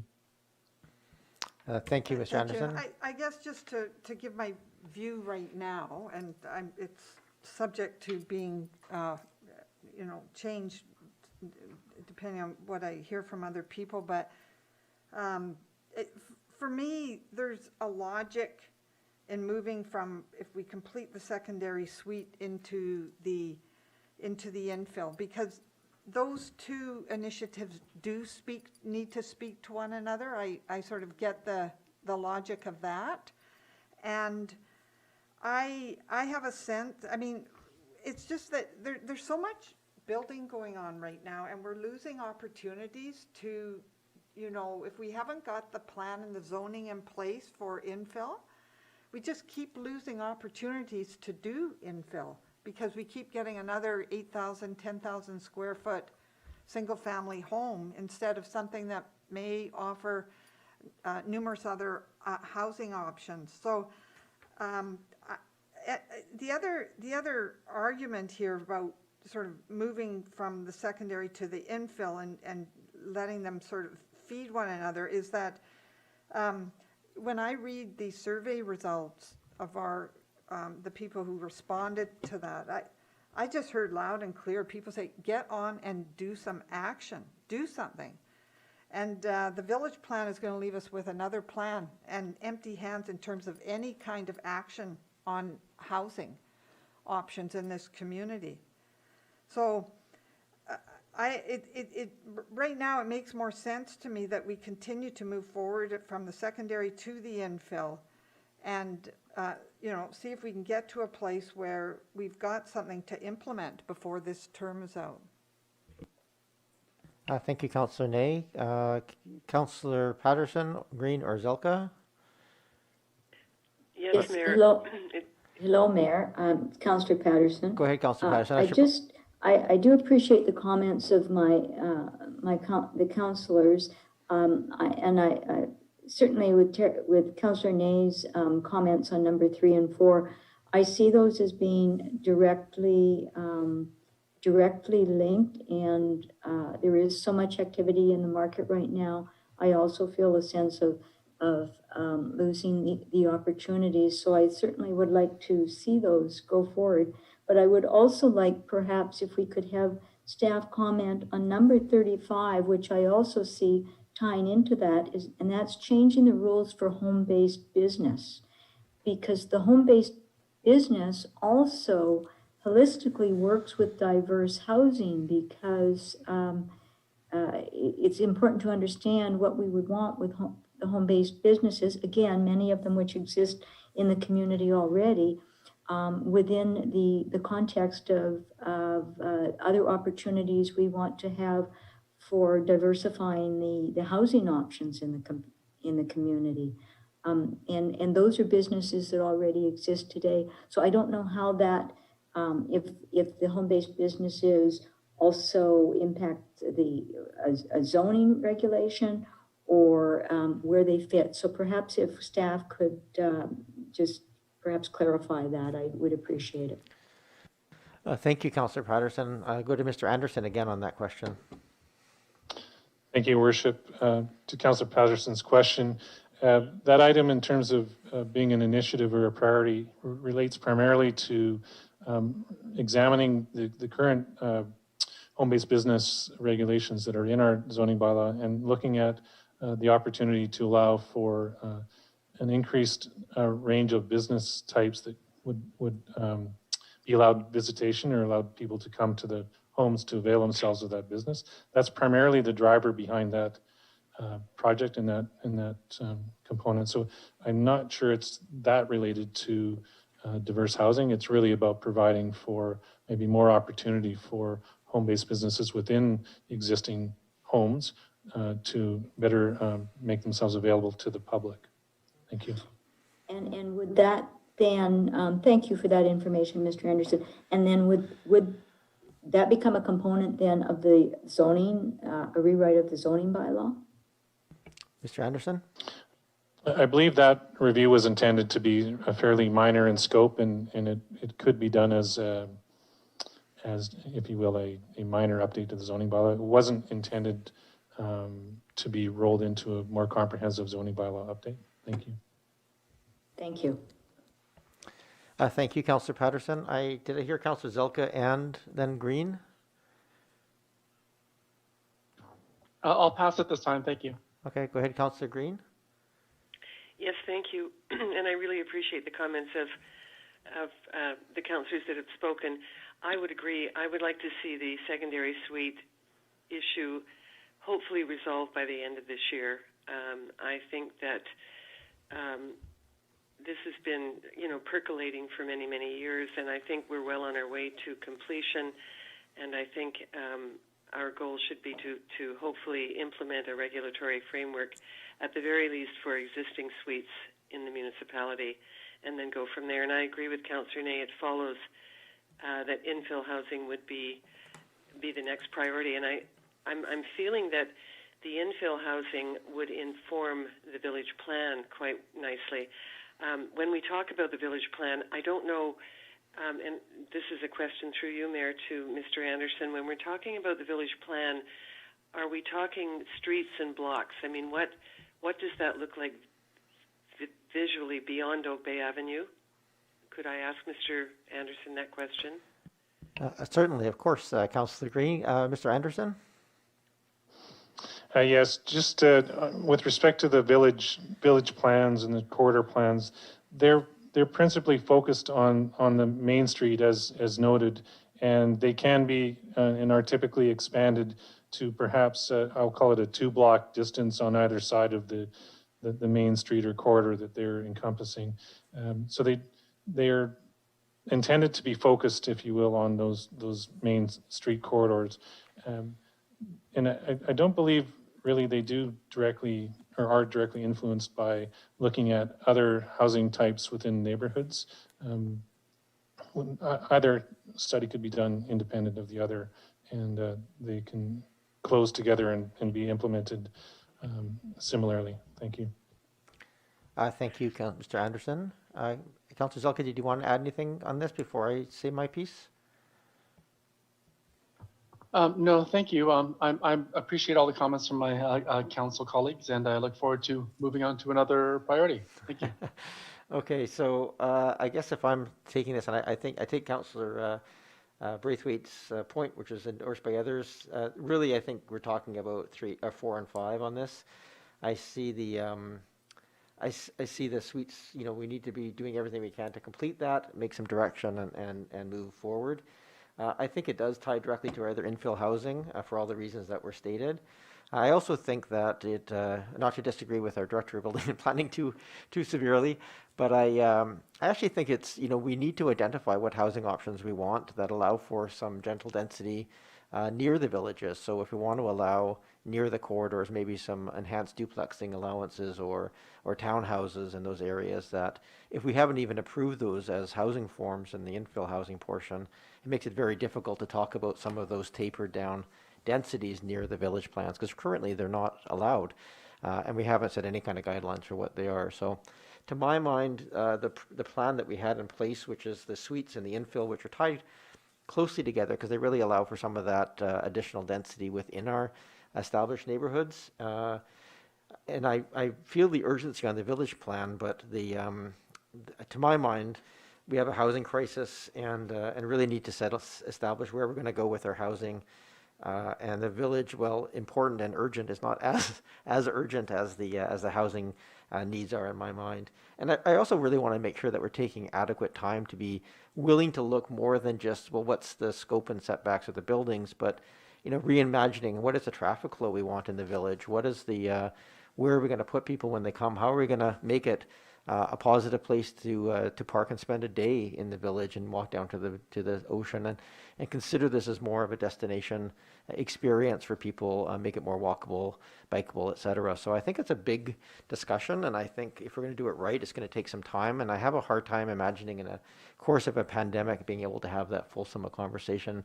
But I do think we can get a lot of the groundwork done, and my hope is, if we can lay the framework, foundation for that the next council coming in will have the foundational background work done and can tackle the design of that village going forward. So that's my preference in this list, is the order as they were. And I fully endorse the idea of asking what can we do to move some of those other aspects further forward in terms of how possible is it? How much would it cost? What would be the, are there other impacts that we don't know at this time? And I do recognize that it may not be possible and likely won't, even with money, but let's ask the question and see what's possible. So I think maybe better to leave motions till the very end, just because I think we're just trying to get a sense of where people are sitting right now. But if there are any other discussions on this diverse housing section of this? Go ahead, Councillor Braithwaite. I'll just make one comment, and that is, I appreciate your comments on this, but I still believe that the village area plan, I mean, we've been talking about a village area plan for about 25 years now, and so a lot longer than the infill housing. Although the infill housing is very, very important, I just really think that we owe it to our residents and to our businesses within the community to look at the village area plan first. So that would be how I would go. Thank you, Councillor Braithwaite. A quick question from Councillor Zelka. Go ahead, Councillor Zelka. No, thank you so much. If I may, just before we leave this, in terms of the village area plan, does and any work on Oak Bay Lodge going to be affecting the Cadboro Bay village plan? Just wanted to know whether we needed to wait for that to complete, or whether we needed to complete this in order to provide input to CRD. I will hand it over to Mr. Anderson. Yeah, thank you, Your Worship. Given that the Oak Bay Lodge is intending to conduct basically a land use planning exercise for the lodge site, I would suspect when we define the Cadboro Bay corridor, we may not include that site and let that process unfold.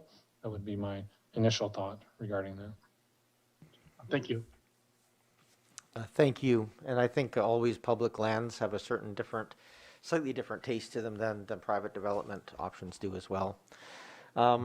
Moving on to the service excellent portion here, I don't know if we need any additional introduction to any of these pieces, but if people want to just refresh HR plan, occupational health and safety program, refresh website, update land use procedures bylaw, there aren't really substantial changes, although of course everything's been pushed back a little bit, primarily with the occupational health and safety program.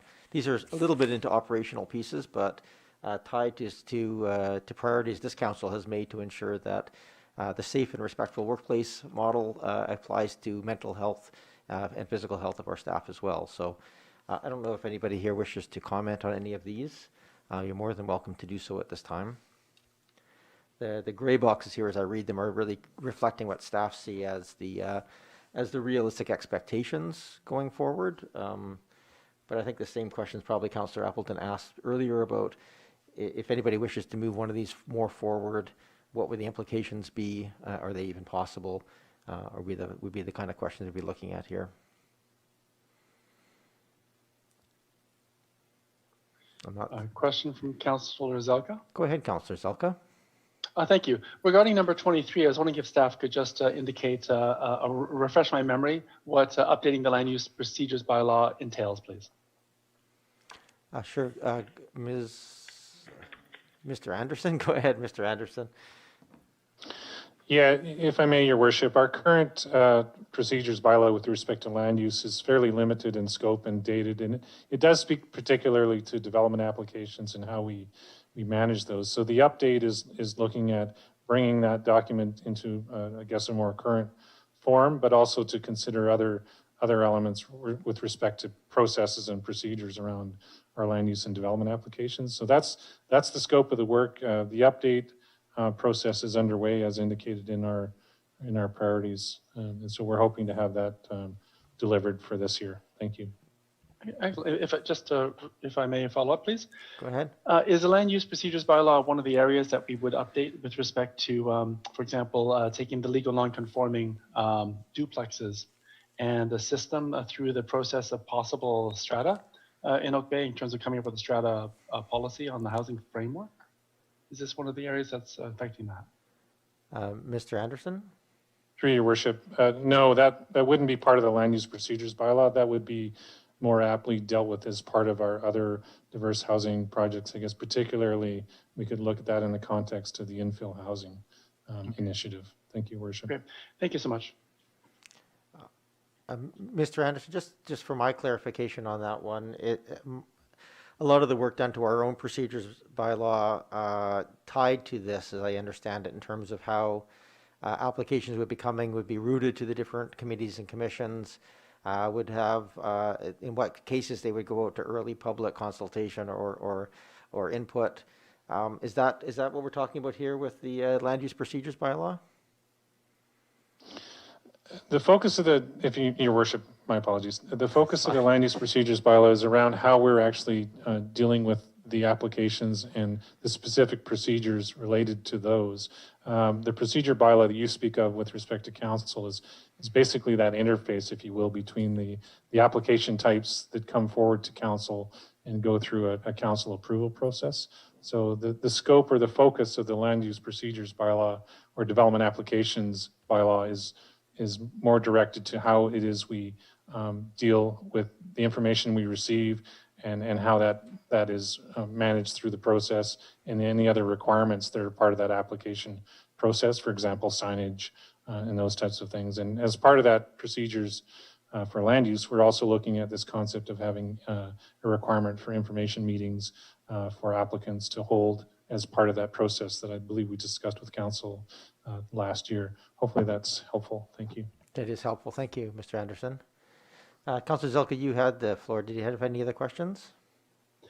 No, I'm just very pleased to hear that we're providing even more opportunities for the public to provide input to council. This is great. Thank you.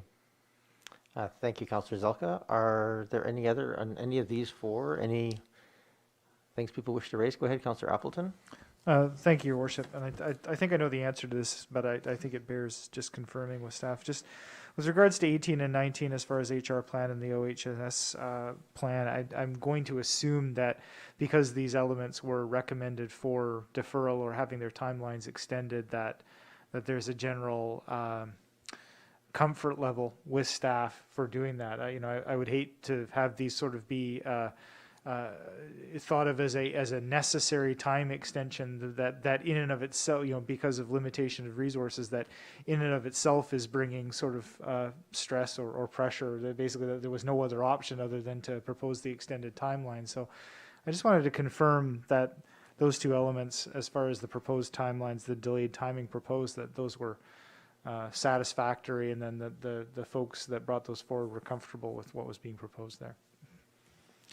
I might go to Ms. Varela on that one, or is it redirect me if I'm wrong? Thank you, Your Worship. I do believe Ms. Donnelly is on the line as Oh, well, but I okay. can confirm that Human Resources was, along with Recreation, a department that was significantly impacted by pandemic. A lot of Ms. Donnelly's time was focused on protocols, safety plans, just general pandemic adaptation. So I do believe Ms. Donnelly's on the line as well. Sure, thank you. I am here. Welcome, Ms. Donnelly, who is our manager of HR. Welcome. Thank you, Your Worship. As Ms. Varela just stated, and I have approached council a couple of times over the last few months just to talk about deferrals to some of the HR plan components due to COVID-19. A couple of good things is that I'm, thankful to be able to move forward to hire a part-time support person, as well as an occupational health and safety officer that will be a critical piece in being able to help to deliver some of these projects over the finish line. And just to note that out of the 8 projects in the HR plan, 3 of them are underway, and 2 of them will be complete in 2021. And the occupational health and safety plan has been reviewed and has been revamped. The biggest piece of that, and that's why we're looking at a deferral to 2023, is that a big chunk of that is to operationalize the plan. And so that is why we need someone, an occupational health and safety expert, to be on board, to be able to provide that expertise and capacity. But we have actually managed to develop from a 23-page policy that was developed in 1993 to about 150-page occupational health and safety plan that was all completed in 2020. So thankfully, we will be able to move that forward. Thank you, Ms. Donnelly. Thank you for the very comprehensive overage. Anything else, Councillor Appleton? I don't see any other. The last chance here really to speak to service excellence, any of these pieces. If people are comfortable with the gray boxes as they are, then we'll move on. Move over to the quality of life, which is the change rules for home-based business, dog use policies, and prepare Parks, Recreation, and Culture Master Plan. Again, I'll go out to the council here on these ones. Are there questions or comments on these 3? Go ahead, Councillor Appleton. Thank you, Your Worship. Just with respect to the last 2, with items 36 and 37, recognizing, I guess I would make the comment that recognizing that it has been an exceedingly difficult year for Parks, Rec, and Culture, and kind of picking up on something that you had mentioned earlier, Your Worship, as far as I would expect certainly that the development of the Parks, Rec, and Culture master plan is something that we would want to seek pretty extensive public input on, and would be difficult to launch in a COVID environment, even in an initial way. I think we've all now had experience with how suboptimal, minimal, or at least suboptimal our public engagement opportunities are, despite all the best efforts of staff, and I respect that. And I would also anticipate that updating anything to do with dog regulations and dog access is also going to engender a lot of public feedback. So I think it's completely reasonable to defer these into a time frame where we can really plan for them or really offer public engagement opportunities in a non-COVID restricted format. Thank you, Councillor Appleton. I have a follow-up question to those, probably to Mr. Herman. I appreciate that these are very different things, the dog use policies of our lands and beaches, and the broader Parks, Recreation and Culture Master Plan, which is more broad-based in our use of our parks and recreation facilities, etc. However, I also know that sometimes if you isolate a single issue like dogs, you get a very heated debate on things, and it sometimes loses the context of the other use of those parks and facilities. And I'm wondering if there is any thought to just conjoining these two so that the dog consideration is formed as part of, but just one component of the larger Parks, Recreation and Culture Master Plan, as a way of both putting that context, but also hopefully, removing some of the immediate yes, no, good, bad dialogue that seems to happen on single item issues. Mr. Herman?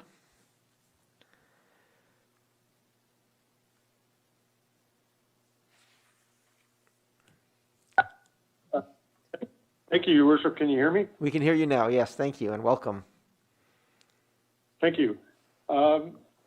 Yes, actually, early in 2020, I had the opportunity while attending a workshop to speak to 3 different consultants who do Parks, Recreation and Culture Master Planning work, and their advice was all similar in that they felt the master plan should be sort of an overarching general document, which would then say, you might need to do a dog use plan or what different plans.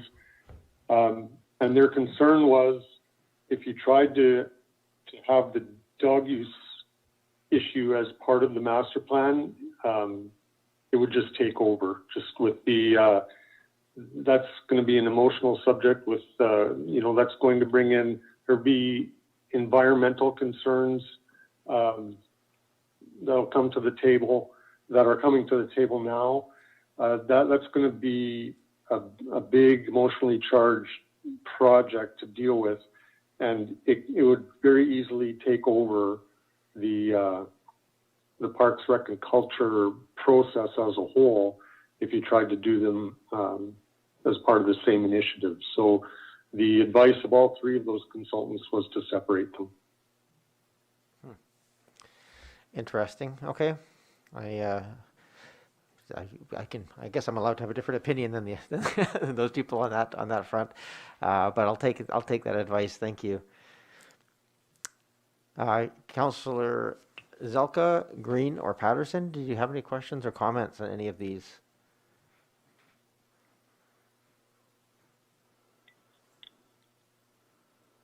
We can't hear you if you're speaking, so I'll take that as no.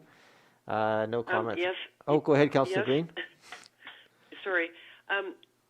It's interesting about those 2 issues, home-based business and dogs. They have been impacted by pandemic, I'm quite certain. I think there are many more dogs in Oak Bay than there were a year ago. But I agree with Mr. Herman, having faced a similar situation years ago in North Saanich. It is it's a challenging issue, and I would agree with him that you may not want to roll it up into a master plan, and that if and when the time comes, deal with it separately. I do believe the home-based business issue, though, is important because I do believe that more people, as we know, are working from home now. So I would certainly support, I think, the existing timeline is workable. So it's changing the timing to 2021, 22. So it hopefully things will improve by the end of this year in terms of the pandemic. But I still think the home-based business concept is not going to go away, and probably not diminish in any way. So I would support, the timeline that's there, and I would certainly want to see that addressed. In terms of the dog issue and dog use, it did come up quite a bit in the questionnaire. It has come up before regarding bird sanctuary areas and off-leash areas and so on. I really don't know what to say about that. I think Oak Bay is going to have to tackle it, though, at some point within the next 2 years. Thank you. Thank you, Councillor Ney. Yeah, I was struck by the comments as well. But interestingly about, oh, sorry, Councillor Green. Is this second meeting? It's very odd. I think 'cause I'm looking at you and it's just. I just want to declare I am not Councillor Ney. Likewise. Thank you. You're not Councillor Ney either? Okay, that's good. No, thank you. Thank you, Councillor Green, for the comments. Anyone else online? Not hearing any, so are there? Councillor Zelka. Okay, Yes, go ahead. thank you. Go ahead, Councillor Zelka. Oh, thank you so much, Chair. And I'm sorry, I'll try to be a bit quicker next time. Regarding the dog use policy, I agree with Councillor Green. I mean, with people being at home and the opportunities to take your dog for a walk is definitely something that's important. I had heard from some folks who lived up near UVic's, what used to be known as the dog park, that the dog park closed a couple of months ago. I don't know whether anyone has an update on that or whether staff is able to indicate whether the Oak Bay residents will be able to use what used to be referred to as the dog park.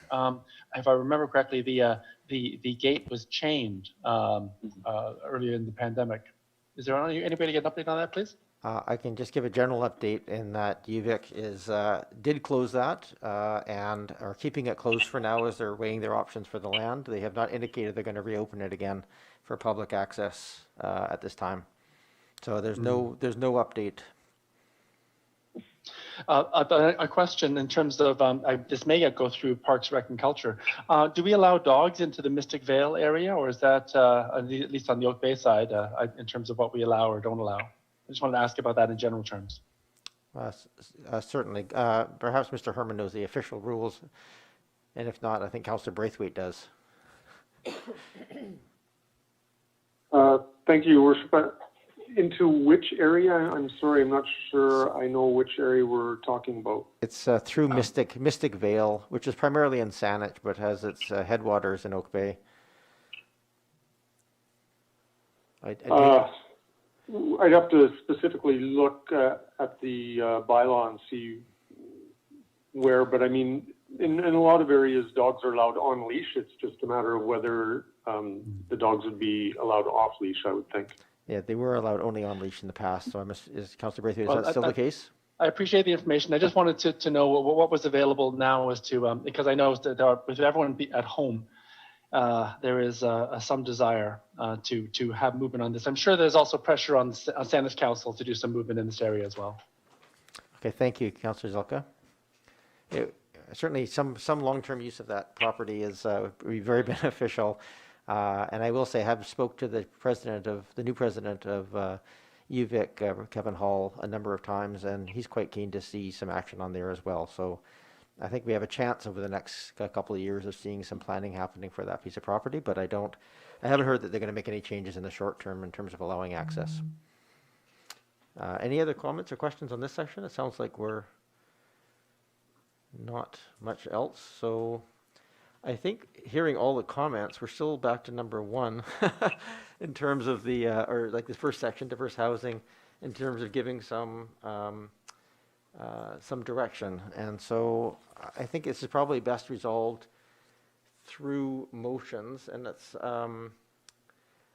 since the given motions in the thing essentially says to endorse this as it is, which is a slight change in terms of moving the priorities from infill to village area plans. That will go forward as is unless we do it anybody wishes to make a motion to flip those to their existing priorities. It sounded like we were largely split on those on the timing of those two.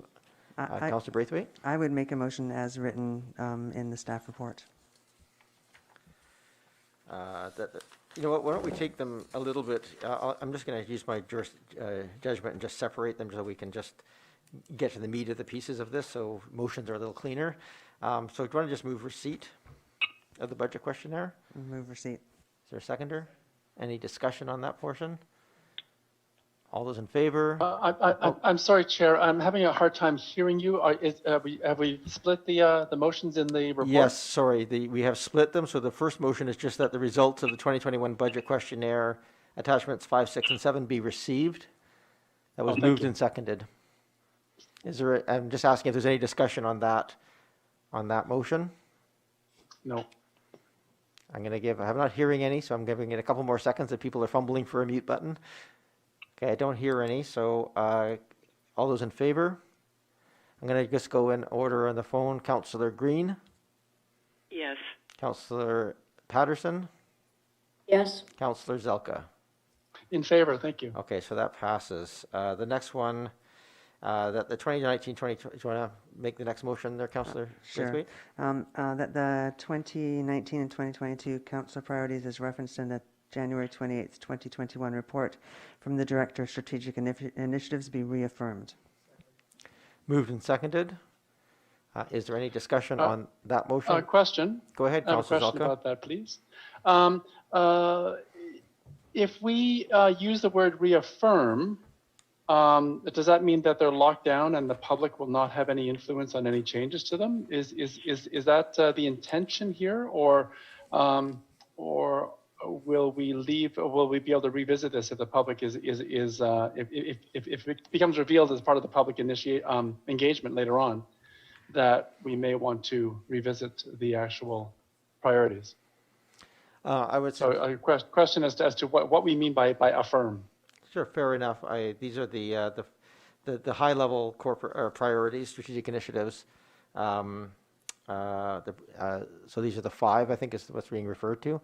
So those have been in place since we got elected and had that first priority session. If council at any time wishes to reopen those, that would be doable. It's not anticipated, if this motion passes, to reopen the discussion on those 5 priorities. So if you have some changes you wish to make, Councillor Zelka, this would be an appropriate time to raise them. Otherwise, if they're raised by the public, you could raise it at a later time. Well, no, with respect to informing and consulting with the public, and taking into account their input. To affirm means to state as a fact, to assert strongly and publicly, which implies that there will be no changes going forward, which I'm sure staff would appreciate as a basis to plan, but the public who don't have a chance to speak at this meeting necessarily directly may ask for some changes later on. So because of the word reaffirm, I can't support the motion. Go ahead, Councillor Ney. And then Councillor Green. Councillor Green, I have a question, please. Okay, I actually had that right, but I'll go in the other order. Go ahead, Councillor Green, then Councillor Ney. Oh, I'm sorry. Okay. I just wanted to ask, does reaffirm mean also reaffirming the timelines as set out in the document? That portion of the motion is just speaking to the 2019 to 2022 council priorities, which are the 5 priorities that are established on top of our agenda package each week. Those 5. Okay. All right. Thank you. Mayor, it's Councillor Patterson. Go ahead. If I might ask a question, when we talk about reaffirming the initiatives that were set out in the 2019 to 22, there was also an attachment 3 in our package that we got. Is that to be discussed after this motion, or is that discussion going to take place before we actually move to whether we're going to adopt this or not? I'm happy to open that up if you wish to have the conversation, Councillor Patterson. I took this more as a procedural piece since we established these and have had them as our priorities to set them as the high-level priorities that are low-level, the strategic initiatives have fallen under. But if you wish to defer this, I'm happy to table this motion for time being, and we can go and talk to Appendix 3. And in fact, we really should have a conversation about that before we get to the motions on the on Appendix 4 anyway. So up to you. If you wish me to table the vote on the council priorities, I'm happy to do so. Oh, you can just have to make the motion. Yeah, if we could table that until after we also have the discussion on attachment 3, I think that would be my preference. Second. Moved and seconded. I guess I said I would be happy to do that, but in fact, it's not my call. It's council's call. Tabling motions are voted on. Do you want to just give a quick explanation of why? Then we'll call the question, Councillor Patterson. Well, the attachment 3 is potential new initiatives that were proposed by another member of council, several of them, but I think that there are several that are worthy of discussion because they align with some of the policies that the initiatives that we already have in place. And so I thought it might be useful to discuss them in conjunction with what we are considering. Okay, thanks for the explanation. I will, don't see any other discussion around the table. So the motion is just to table till after this call, until after we've had a chance to discuss attachment 3. So that's the motion. All those in favor? Any opposed? Councillor Green? Yes. Councillor Patterson? Yes. Councillor Zelka? In favor of tabling, yes. Okay, so we'll come back to that motion then. So then we'll just move to discussion on attachment 3, and I apologize. One of the reasons I meant to have that conversation before getting to motions was also just my iPad is not bringing it up for some reason. So just give me a moment here while I bring it up on my secondary device.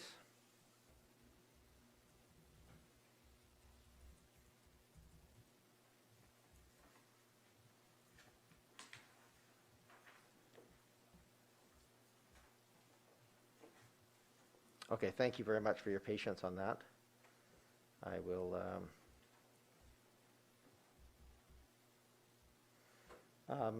so these are raised, and perhaps it's best if, as we go through them, Councillor Green, do you want to just speak to the first 3, which were ones that you had raised as possible new initiatives? Yes, thank you. So you would like me to speak to the 3? We'll just do one at a time, and I guess it'd be Okay. good to hear from you if you feel like they should be moved forward in our priority session, and still, because and then if so, then we can have a discussion with how they fit into the broader context. So review the permitted floor area ratio. This has been an issue raised by the community with me a number of times, and I think perhaps other councillors, I won't make the assumption, but I think other council members have probably had feedback, and this has to do with massing, and footprint of large homes that Councillor Ney briefly referenced in her comments earlier this evening. And there appears to be people believe there is an issue with the floor area ratio formula as it currently stands, and that it's resulting in overbuilding on lots and massing issues, encroachment issues, and so on. So I understand that this is part of probably the zoning bylaw review, but it is a big issue for the community, and that's why I raised it. And I'm just wondering what would be the best method of undertaking that review, or would it have to wait until a complete overview of the zoning bylaw, which Mr. Anderson referenced earlier this evening, or could this be dealt with as a standalone? Thank you, Councillor Green, and it does certainly fall to building and planning. All 3 of these do. Perhaps I'll go to Mr. Anderson in terms of what scope this would entail, and I guess I'll leave that question to him. Thank you, Your Worship. I'm not really sure I can speak to the scope. I can, of course, speak to the comments provided by staff, and that was that something like this would be part of a more comprehensive zoning bylaw review. But if council were to sort of elect to have staff proceed with this on its own. I'm not sure. It would be a significant piece, more, for example, than modifying home-based business zoning regulations to allow for more people to visit businesses. It would be, we would have to go back to look at the FAR work that was done that led to what's in the zoning bylaw now, and it would have to look at the uplands context. I believe that's primarily where this is coming from. So I guess short answer is it would be a project. We need to look at it from a scope and work plan implications for us to be able to proceed with this if it was directed in advance of a zoning bylaw update. Thank you. And just a quick response to one of Mr. Anderson's comments, and thank you very much, Mr. Anderson. This is not coming primarily from the uplands. This is coming from other parts of Oak Bay, just to clarify. Yeah, thank you, Councillor Green. I think where I've heard this concern is where there is a substantially larger lot in amongst smaller lots, and people are building those new houses to the maximum size. The house size difference is quite substantial and stands out in the community. Right. So maybe just touch on the second one as well, Councillor Green. Yes, the second one, and we have touched on this, is related in some ways to the floor area ratio issue, but it's small lot infill policy. Now, I have talked to Mr. Anderson briefly about this, and he tells me there are no small lots per se in Oak Bay. However, there is a really good example of the concerns on Brighton Street, actually, between Monterey and Hampshire. If you walk down Brighton, and I believe Councillor Braithwaite can speak to this as well for her street, but the oversized homes involve some neighbor encroachment and impacts on adjacent neighbors, green space denigration in the context of climate change, and also shadowing in the context of sunlight and so on. So there have been a number of issues, and I know people are concerned about the proliferation of these large homes on small lots. So that was my rationale, again, brought to me by the community. We have touched on this, that it will be part of another process, but I just wanted to raise it as an issue. And again, it appears that it will be part of the zoning bylaw review recommended for completion in 2023 at this point. Some of this has been considered by some residents as more urgent than that, and that's all I can tell you. That, and I have to say that I'm in sympathy with a lot of the residents who have been impacted in this way.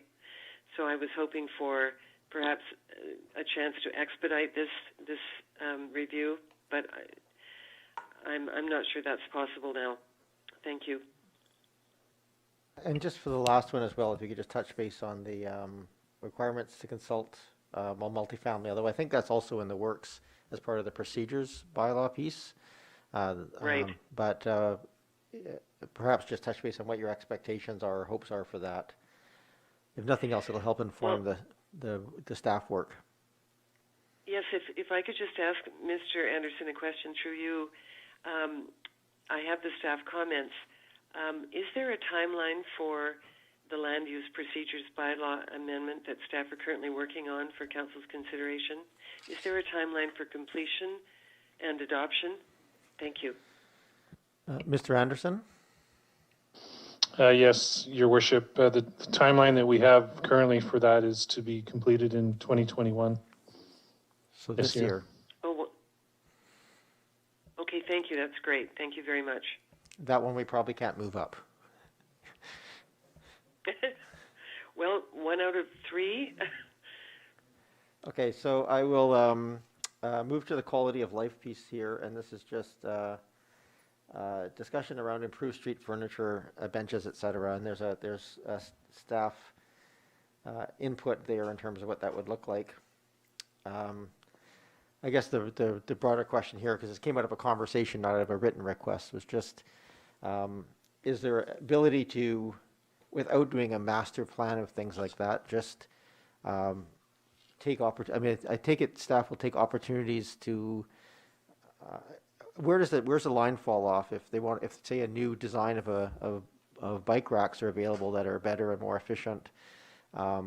but they're different than our current standard. Does that have to come to council for approval, or is that something that staff would deal with on a case-by-case basis? And how much of this is council special project, and how much of this is sort of the culture of sort of continuous improvement and delegating that initiative to staff that we've been sort of trying to undertake over the last couple of years? I don't know who to direct that question to, perhaps Ms. Varela, since it touches on a couple of departments. I will hand this off to Parks and Public Works, but just because the comment was expressed through me, it was really looking to a policy and a process for more regular inspection of everything from the heritage signs to the garbage cans to pieces of hardscape infrastructure, and more formalizing the process where that's inspected and replaced. So I'm not sure if one of the other directors wants to add to that or not. I'll probably go to Mr. Horan and Mr. Herman on that one.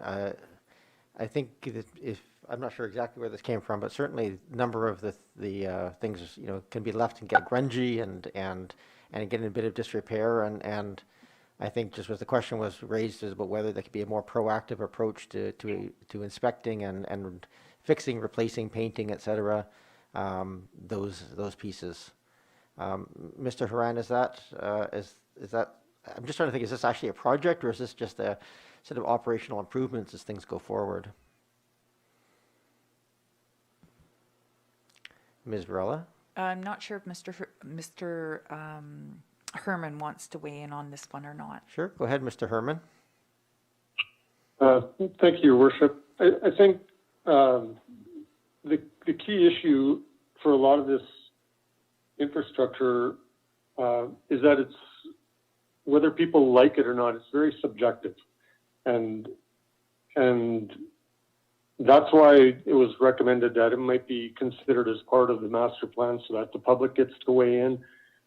Staff can certainly bring forward different options, but there are multiple options for garbage cans, for benches, for picnic tables, for all those things.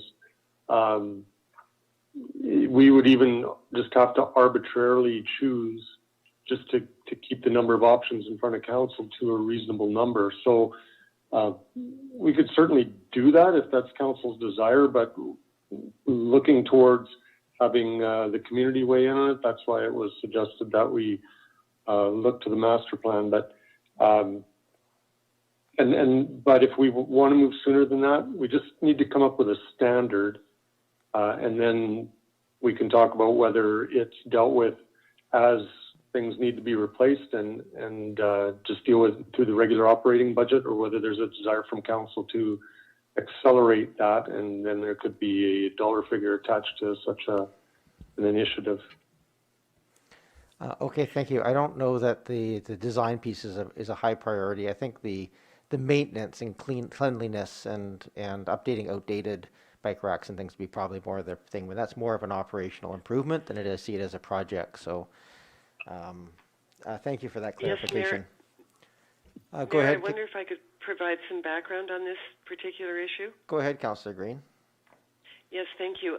Last summer, Councillors Appleton and Braithwaite and I toured the village with Heather Leary, who works for the Business Improvement Association, and I think some of this came out of conversations with Heather about how we could make the village more friendly, more user-friendly for pedestrians and for users. And these were some of the ideas that we talked about, and I believe those were conveyed to Ms. Varela, who then passed them on to Parks and Rec.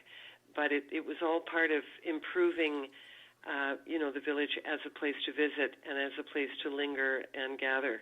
Now, the gathering piece, of course, is up for grabs given the pandemic, but it was just a way of improving bicycle racks and so on. And I would encourage Councillor Appleton or Braithwaite to jump in if they have any further insights, but I think that's where the impetus came for some of this. Thank you. You're not in the room, but there's some nodding going on in the room here. Do either Councillor Braithwaite or Appleton want to add anything to that, or is that sufficiently detailed? Go ahead, Councillor Appleton. Thank you, Your Worship, and I take all of the comments here under advice. some of this does, and Councillor Green is correct. We had a fulsome discussion about sort of activating the village centers and how these types of pieces, that there were these pieces that were required. Some of this feeds in, again, back to the village planning process as well, trying to create for want of a better word, a unified feel. We also talked about things when we were on the ground there, talking about things like wayfinding signage, and sort of a unified sort of visual presence that helps unify both sides of the village, where one part is sort of a little bit separated from another. So I think all of these pieces kind of fit together. I certainly would like to see them happen sooner rather than later. I'm hopeful that the community themselves, I think this is partially falls to us as BIA liaisons and in discussions with the BIA, and to have some organic conversations with our engineering department, just to see what has become possible this past year in time of COVID in terms of streetscape improvements, and most of them have been well received. So I would like to see us continue in that vein, and it's tough to put a box around that and say it's an initiative that looks like this, but I guess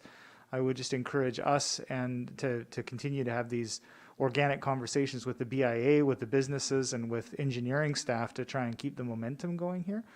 So. Okay, thank you very much. I know I have Councillor Zelka and then Patterson. Thank you, Chair, and thank you for my council colleagues' comments. The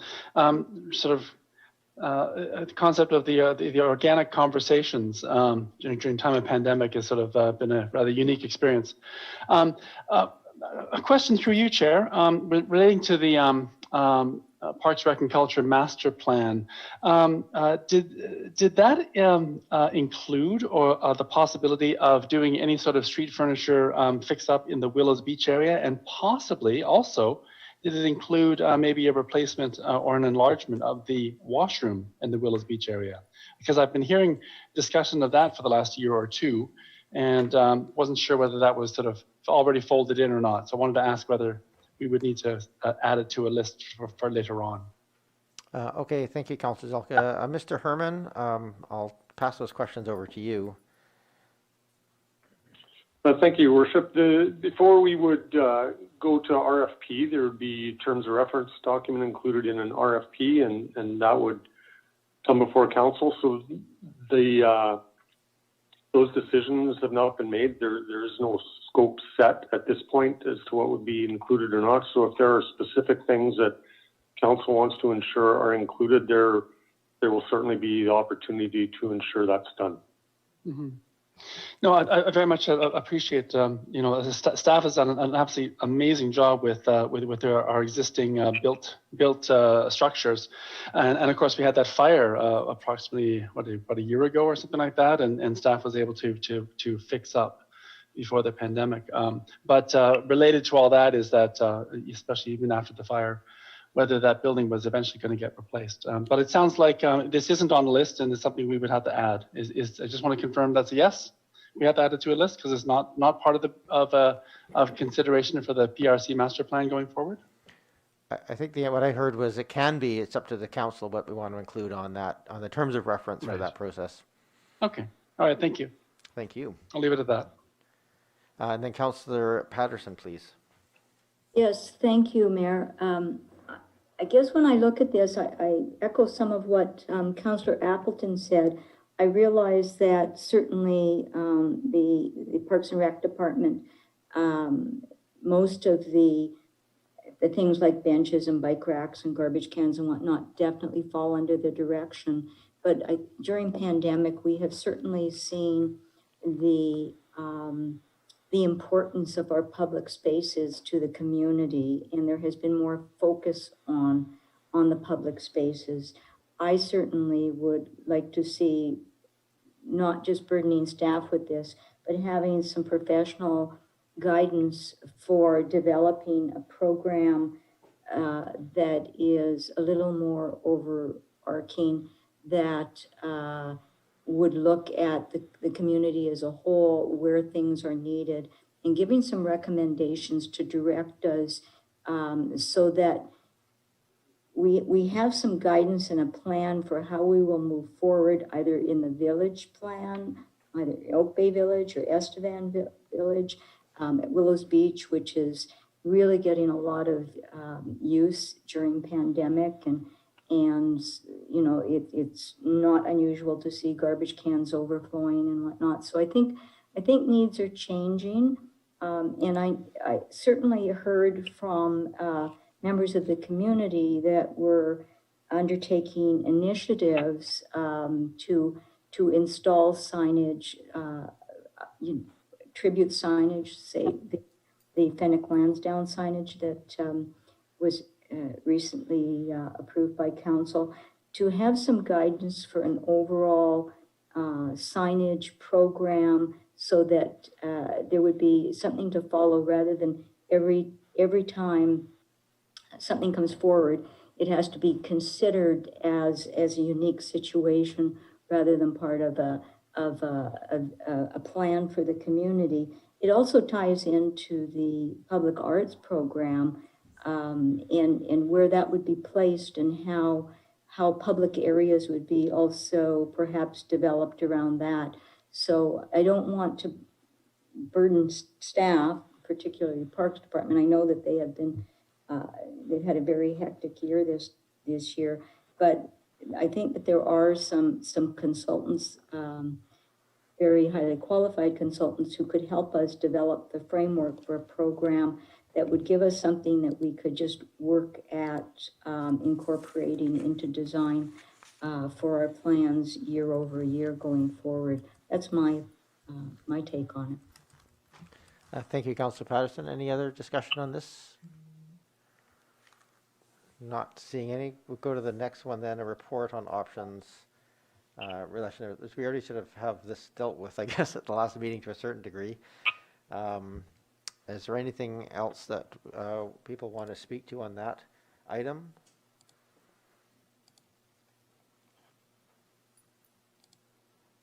I'm not seeing any.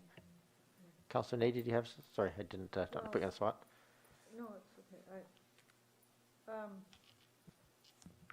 I don't know if it should, I don't think about it. It's fine. Okay. And then health and resilience. First of the three, provide economic development support. So this came, again, just in sort of general terms with the report or with the findings from some of the councillors speaking to the business community. Perhaps I can touch on to one of the either Councillor Green, Braithwaite, or Appleton, if there's anything specific here in terms of our priority that we bring forward. I think that it does point out here there's no sort of economic development function in our community. There hasn't traditionally been. So if there's anything specific you want to bring forward as a priority to add to staff's work, that could help the business community in some way. No? Go ahead, Councillor Appleton. Thank you, Your Worship. And I think this is, as it is stated in the report, I think this is, it's highly variable in how it could be applied. I think we did hear from businesses when we reached out in the initial stages of COVID that they were seeking that support. I think this is yet another one of these situations where we are trapped sort of as a moderate-sized municipality that has a number of businesses that we value greatly, but may not have the capacity to support, sort of an FTE or a significant amount of staff time to be able to support them. So it's a little bit of a sticky spot where I think that we could benefit the business community by providing that service, but it's going to be a very difficult thing to resource. So I don't want to speak for the BIA liaison or put myself in their spot, but certainly I would say that especially in the immediate post-COVID, hopefully we're getting towards post-COVID here, that some of the resources that are being brought forward by SIP and some of the other local organizations for resiliency, for response from COVID, I think that, at least in the near term, sort of in the 12-month to 18-month period, I think is going to be the focus. I think we may want to revisit the idea of business development, business liaison in terms of a staff person, sometime in the moderate to longer term. But certainly anything that we can do to direct people towards the couple of really good initiatives that are going on for sort of business recovery post-COVID, I think is that is the best, that's our ideal role at this stage of the game. Okay, thank you. Be responsive if the need, basically, is that's, yeah. Seeing any other discussion on that? I'll turn to the phone at this point if anybody else wants to add anything, otherwise we'll move on. No, that's fine. Thank you. Okay, and then the next one is the council resolution in terms of bringing back cost and resource implications. So it's currently sitting in our as a council resolution. I'm curious, perhaps for my clarity from staff, is there just the question of, as this is laid out, the approximate hours of about 100 hours for program, is that the research that's coming back, or is this still to come back to council with a more fulsome analysis attached to it? And maybe I'll go to Mr. Anderson for that question. Yes, Your Worship. What you have before you gives an approximation of the type of work that would need to be done as part of putting such a program together, and the estimated hours related to that. Really, in terms of detailing out what would be in the programs associated with both existing buildings and new buildings, we would really need to commence the program and do the research and scope what it is we would be including in such a program. So what's before you is I think a pretty good indication of, if we were to go down this path, this is what it would take for us to move forward on that recommendation. So I'm not sure if there's much more in the way of additional information that we could bring back to you on. We'd have to look at the research piece to do the specifics on what we were going to consider delivering under those two programs. Thank you. Thank you, Mr. Anderson. Councillor Appleton, do you want to add anything to this, since this came from the group that you were chairing? Yeah, thank you, Your Worship. I appreciate that. So I just picking up on, and I would have asked a similar question. So then, just for further clarification, noting that these new initiatives are indicated that for them to move forward into the budgeting process, they require a council resolution. So it was forwarded to this process through council resolution, and so now I'm hearing that we would make an additional resolution to have the resource implications as laid out here included in the draft financial documents. Is that what I'm hearing? I think the question here is more a staff capacity issue, which is why it's at this meeting rather than the budget meeting. So I think the question here is, if this is going to get bumped up the list a little bit, where's the give coming to accommodate that within the building and planning department, which is the stretched one. Unfortunately, as we've given housing such a high priority, our priorities is taking a lot of their time. So go ahead, Councillor Appleton. Thank you, Your Worship. Then just in a similar vein to discussing the other components that we have been pursuing Mr. Anderson about, is this work that can be undertaken by a consultant that we could fund through the financial plan? And Mr. Anderson, is this sufficiently self-contained? It could be essentially handed off as a to-do with enough funding, or does it still require a fair bit of staff involvement? Your Worship, yes, I think that could occur. I think there'd have to be some involvement in terms of putting together the terms to retain such a consultant for the work that they would do. But yes, short answer is that a consultant could likely take on development of programs associated with new and existing buildings and energy and GHG reductions as the focus. Thank you. Okay, thank you. And I just for my clarification of that, just so I understand what we're talking about, would that, in your mind, consider bringing back a report, so tasking a consultant to go out and let us know what's possible, what other jurisdictions are doing, and what's legal, and leave the implementation side of the equation alone? Or are you thinking that would move it right from that contemplation and piece through to implementation? Mr. Anderson? If we were to retain a consultant, we would take this all the way through to implementation, and if there were funding components required of council, that would be part of a budget process. I believe that's what you were asking, Your Worship. Okay, thank you very much. Councillor Appleton, anything else?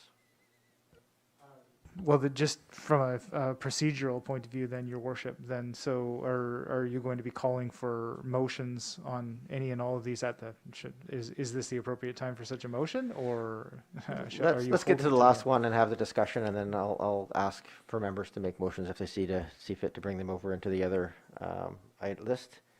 The last one is development, implemented demolition waste management policy. Councillor Green, this has been, I know, a passion of yours, and rightly so, for a long time. So perhaps, again, some clarification of what is your hope and dream for this?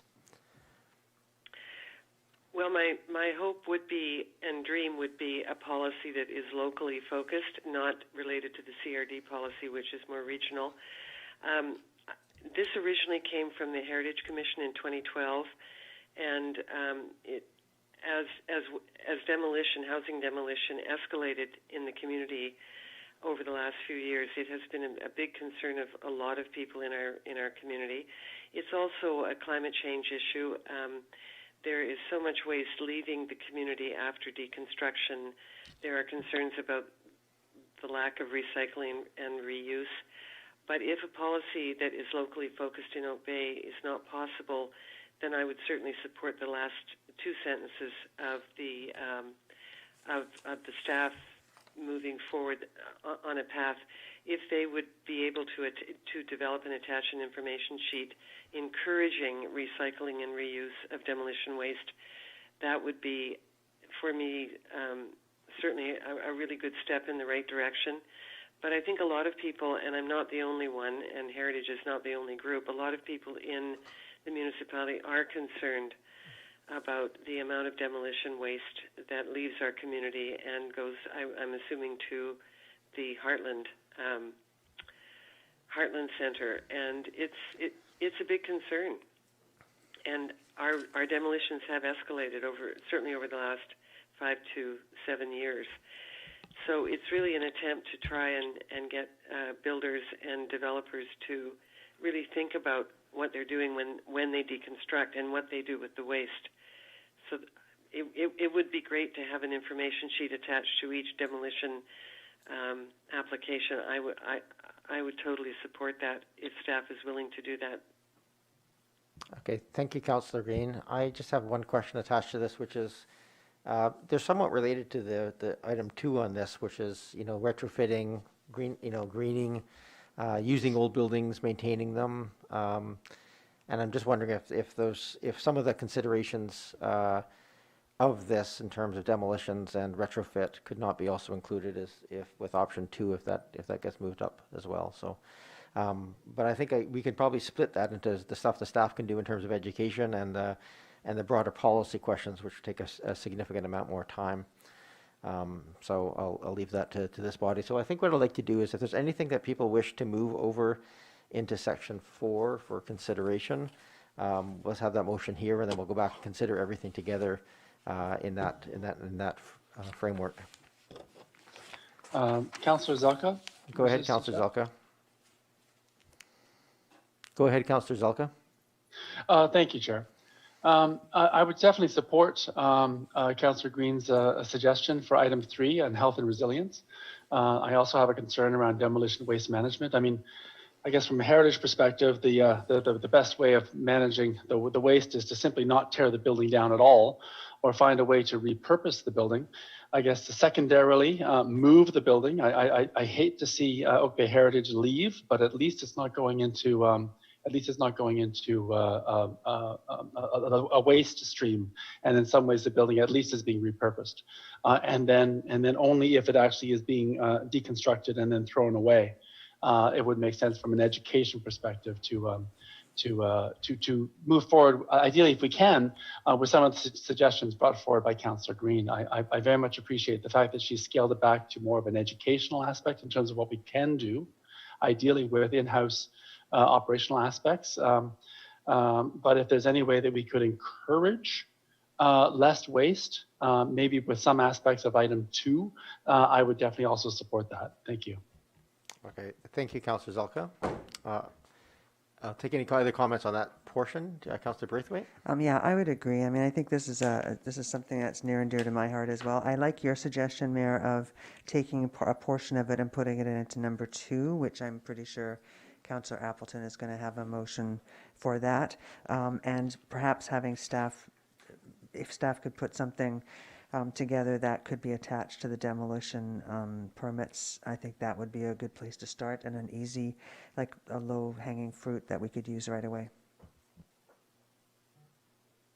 Thank you very much. I'm just, yeah,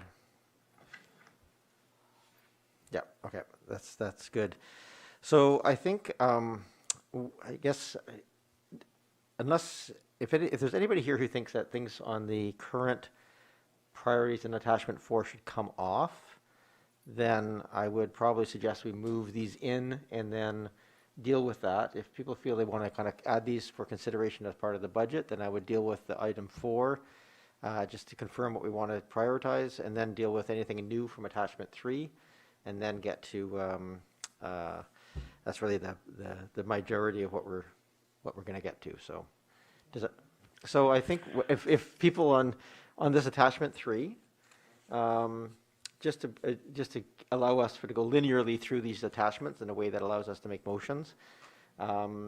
If people, see if there's anything on attachment 4 that people might want to see come off, then I think it's appropriate for us to make some motions to move some of these up, and then we can treat them all simultaneously. If people are comfortable that we're just going to reorder things on attachment 4, then we'll deal with the motions on attachment 4, then get to motions for new initiatives on this sheet as a procedural piece.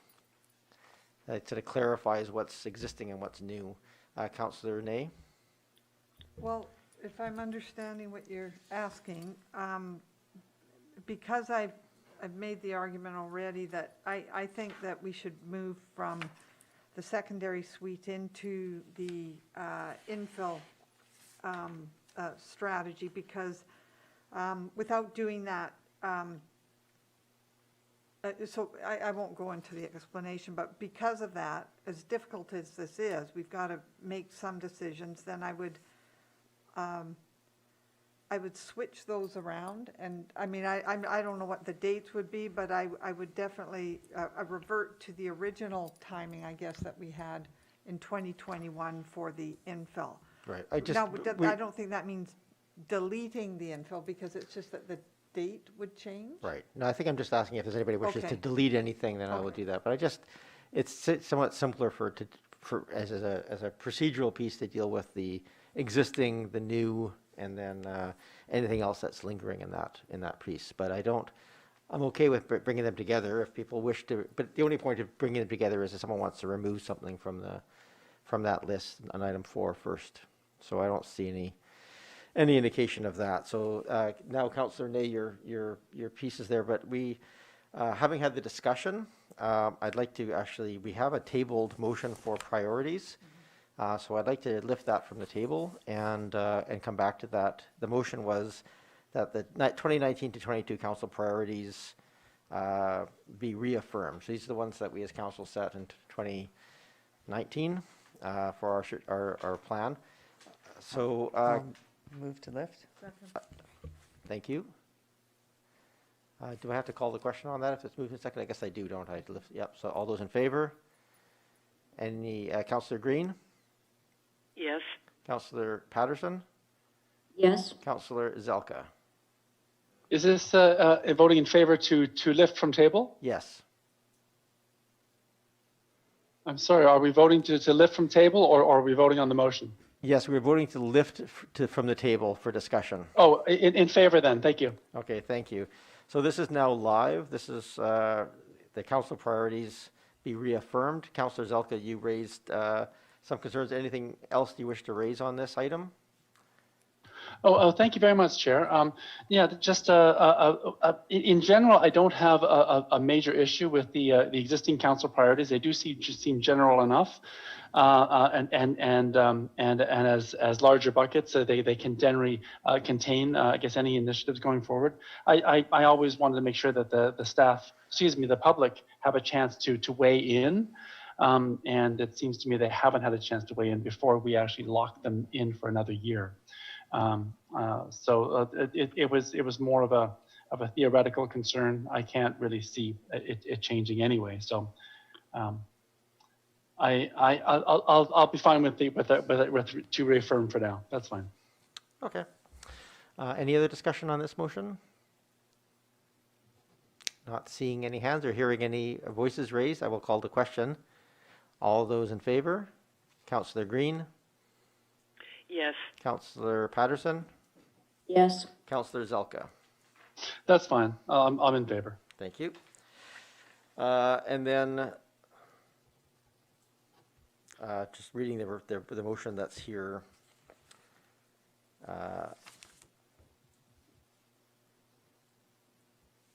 I'm just trying to make sure I'm clear on what the wording of the following projects be included in the 5-year financial plan budget documents. Is the expectation of staff that we would read out each of these?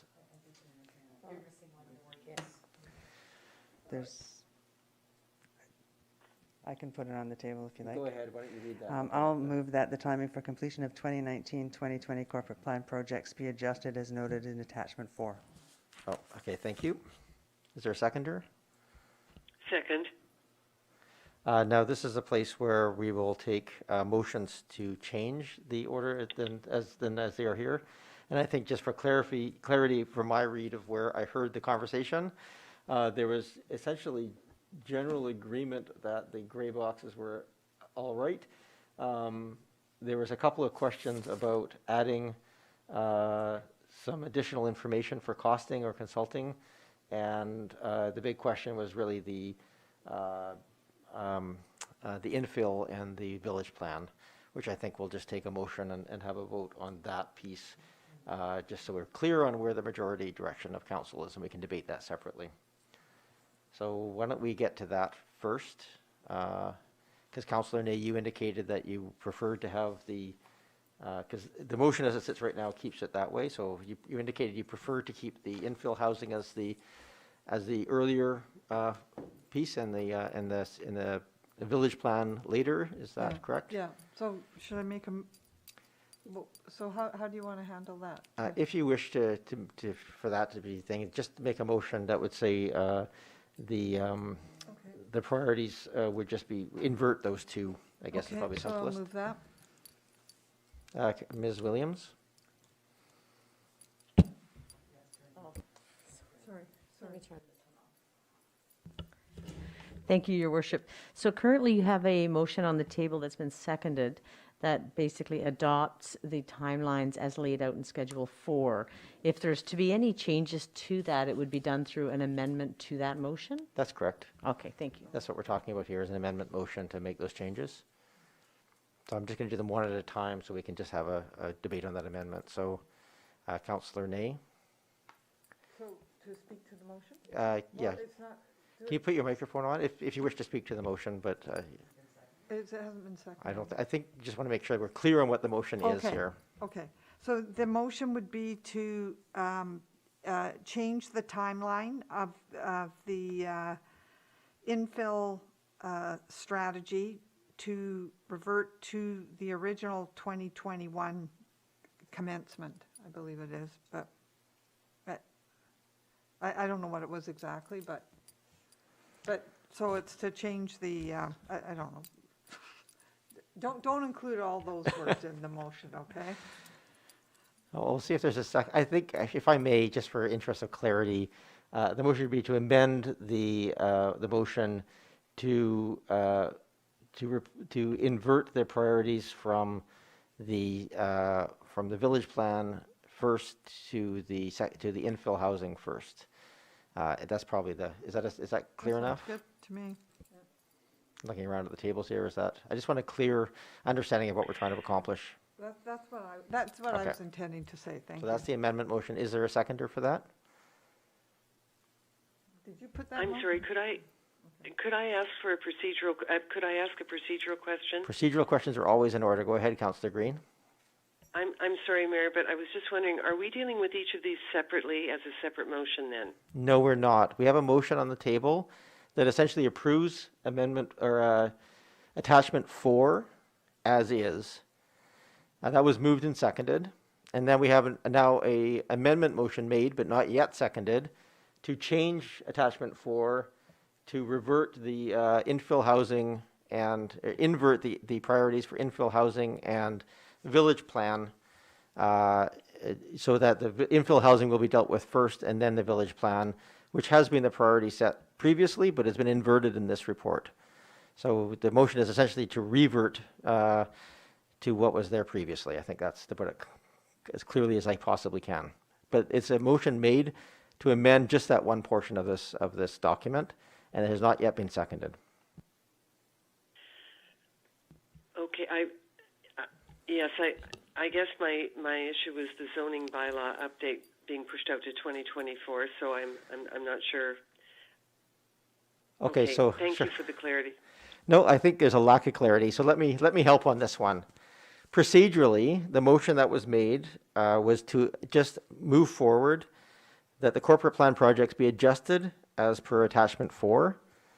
And so that was moved and seconded. Now, each of the line items within attachment 4, if there's any changes that anybody wishes to make, we're going to deal with those one at a time.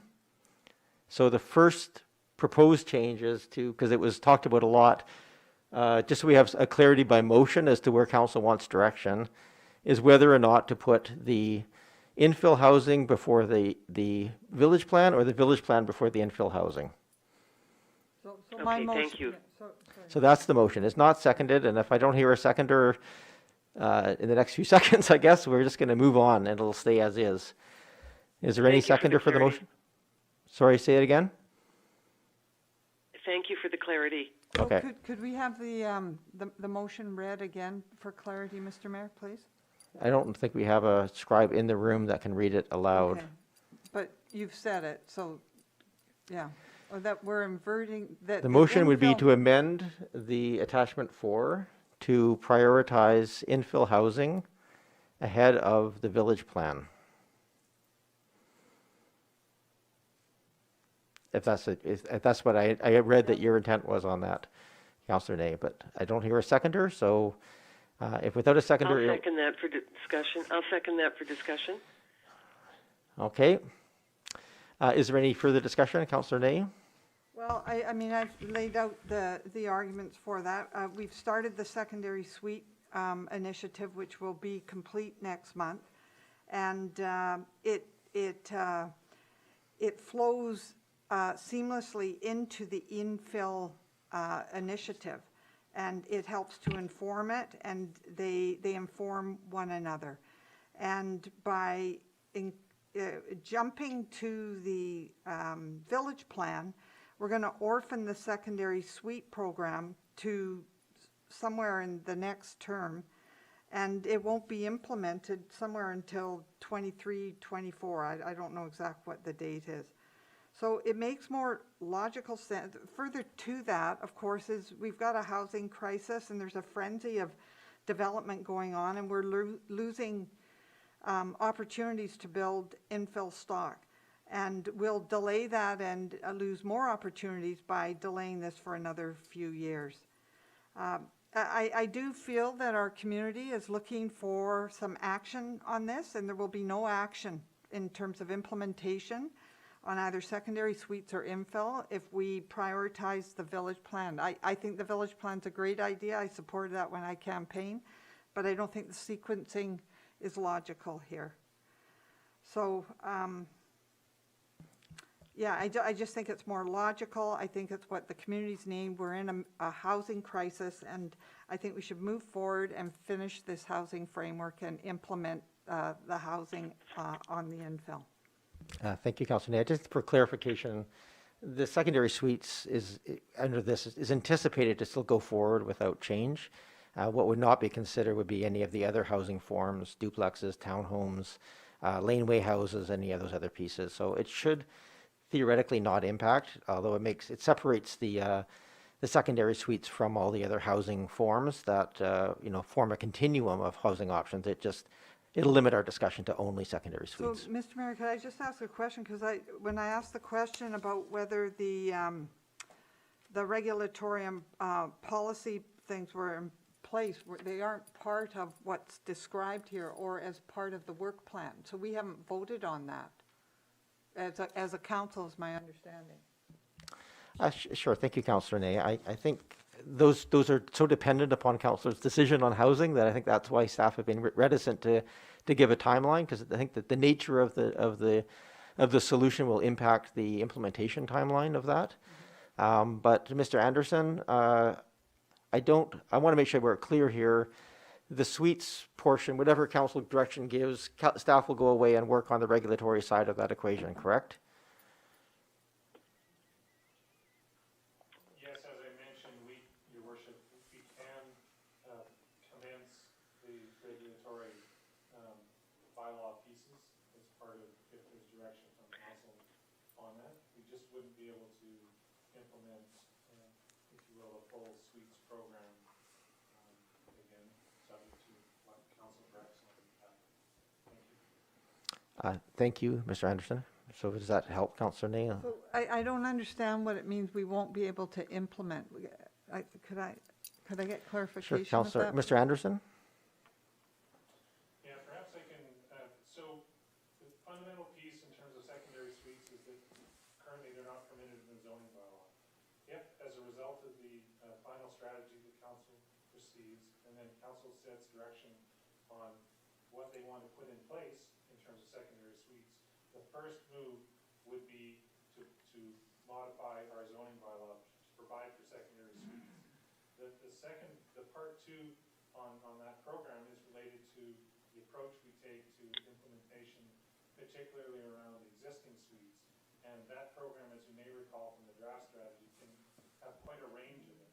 So what I'm saying is that if we're implementing, depends on what program council directs us to implement on existing suites, we may be into full additional costs associated with both staffing and program delivery associated with, for example, the existing suites. So that's why we can start on preparing the regulatory pieces, but implementing the full program really depends on the direction the council gives, and it would require staff resources and budget considerations as part of that. Thank you. So if I'm understanding this, that if we went for the secondary suite, the next move would be to do the zoning bylaw. So we'd have a zoning bylaw for secondary suites. So there'd be new secondary suites. But with existing suites, they're still left hanging. So they won't be regulated because we haven't got a program to regulate them. So that'll be less suspended for those few years until we returned back to the infill. Is that how that would work? Thank you, Councillor Nay. I think Mr. Anderson's struggling here a bit because council hasn't yet considered this. We haven't decided whether our focus is going to be existing or new. Those and they have very different impacts on the staff. They're just essentially saying that whatever council decides on that front, they will implement, but the impacts on staff time would be quite there will be quite a range possible of that impact, I think is what I'm hearing. Mr. Anderson, is there anything else you wish to add to that? Yeah, if I may, Your Worship, I think it's important to understand that this is the first part of this is really about whether or not suites are going to be permitted in Oak Bay, whether they're new suites. Sorry, Mr. Anderson, I have to interrupt you. Mr. Anderson? Part two is how it is we actually implement, and the main resource requirement will be around how we implement on existing suites to bring those to a certain point, whether they're legalized or not. Thank you, Mr. Anderson. I just need to interrupt for a moment here, just because we have already reached the 3-hour mark, and if we wish to go any further on this discussion, we have to have a unanimous vote to extend beyond the 3 hours. I would suggest another half hour is going to be required to deal with this, if someone wishes to make that motion. We extend the meeting by half an hour. Moved and seconded. I'm going to call the question. All those in favor? Councillor Green? Yes. Councillor Patterson? Councillor Zelka? Okay, thank you. It does a reminder that we are we have a long night here, and we should move through this as efficiently as we can, but we want to get a full discussion in. I understand, Mr. Anderson, I'm not sure if you were finished your conversation. I apologize for interrupting. I just had to deal with that procedurally before we hit the 3-hour mark. No, thank you, Your Worship. I think I provided my comments. Councillor Ney, is that sufficient? Yeah, I guess, I mean. I'm not taking away Okay, from your broader argument. I just don't want to, I want to make sure that we're clear that they're not necessarily entwined the way that you suggested. Any other discussion? Go ahead, Councillor Braithwaite. Thank you. I'm glad that that it was clarified that we're not orphaning the secondary suite priority, because if we were, then I wouldn't feel as strongly as I did about having the village area plan first. And I think Councillor Ney is right that both of them do inform one another. But to my mind, I would like to see the village area plan first and have that completed to a place where perhaps the new council coming in can just try and implement it. Again, I think we owe this to not only our residents, but our business community, some of who've been waiting for over 20, 25 years for us to complete this. And they have put in, we have to also remember this, around $1 million to have a village plan implemented. So I think that we do have we do have to keep that in mind as well. So I would really prefer to keep it the way staff has it laid out. They're all important. It's going to hurt me to have to vote against the amendment, but I am going to vote against it because I feel that staff has put a lot of time and energy into putting the priorities into a timeline that is probably more suitable. Thank you. Thank you. Is there any other discussion on this? Go ahead, Councillor Appleton. Just very briefly, Your Worship, I guess I'm in support of the staging as it stands, but I do feel like there is additional language that needs to be incorporated about requesting that the resources be included in the financial plan. So I would propose a second amendment after this one, I guess. Okay, thank you, Councillor Appleton. But we're dealing with this amendment at the moment, just in terms of the order of priorities here. I'm going to just go to anybody on the phone that wishes to speak. Councillor Zelka? Go ahead, Councillor Zelka. Thank you so much, Chair. I'll be voting against the motion for similar reasons to Councillor Braithwaite. I definitely would like to see the village area plan start to be developed as best as possible. Now, of course, all of this is best case, assuming that we actually have a chance to start with some public engagement in the next 12 months, which actually may not actually occur. So I think this is aspirational, but we'll do the best we can. Thank you. Thank you, Councillor Zelka. We had the microphone off there. Did people on the phone hear that adequately? Yes. Okay. Any other discussion? Yes, Mayor. It's Karine. Go ahead, Councillor Green. How will this impact the housing plan then? If we don't invert, so if we put the village plan ahead of the infill housing opportunity planning, how does that impact the housing plan that we've all talked so much about? Thank you, Councillor Green. The timelines are 2023, optimistically in the report. Mr. Anderson, do you have anything to add in terms of where you see that infill discussion starting again? Thank you, Your Worship. Maybe to the first point or first question, each of these elements we're talking about are components of the housing framework. So getting each of them done will complete the housing framework. The order in which we do that won't impact our ability to come to a housing framework when we're done all of this.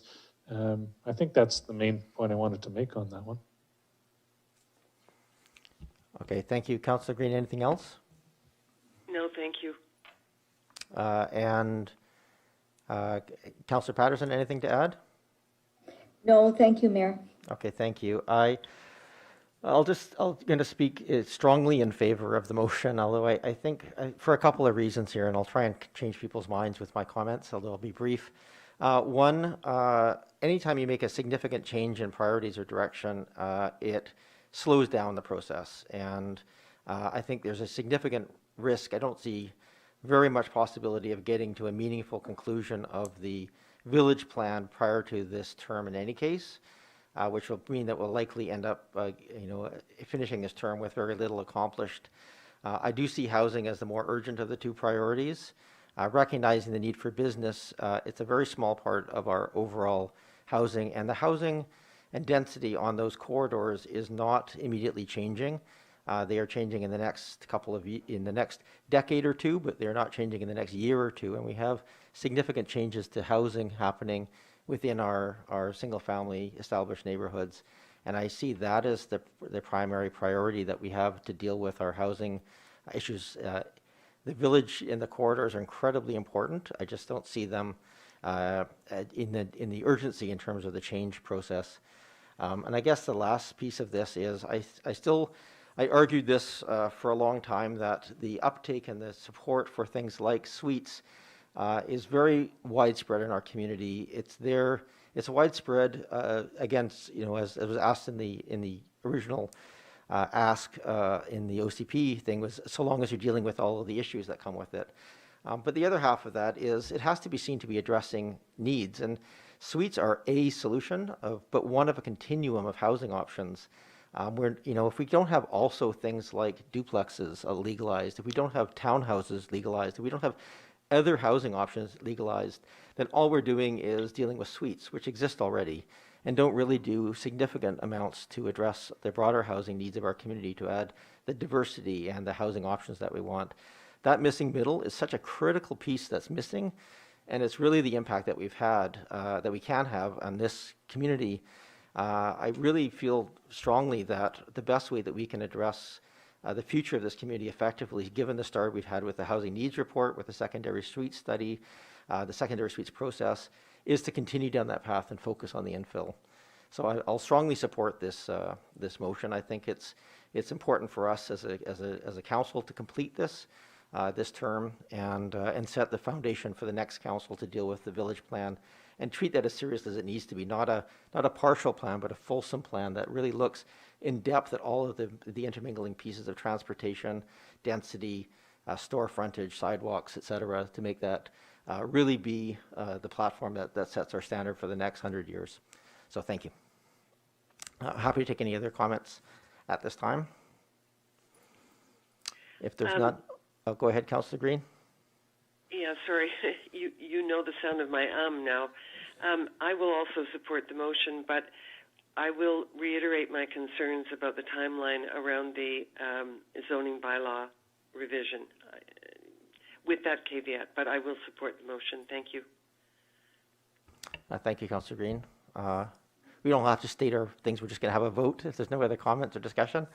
The motion here is to amend the item 4 to invert or to reprioritize the infill. So that amendment motion is on the table. Seeing no other discussion, I will call the question. All those in favor?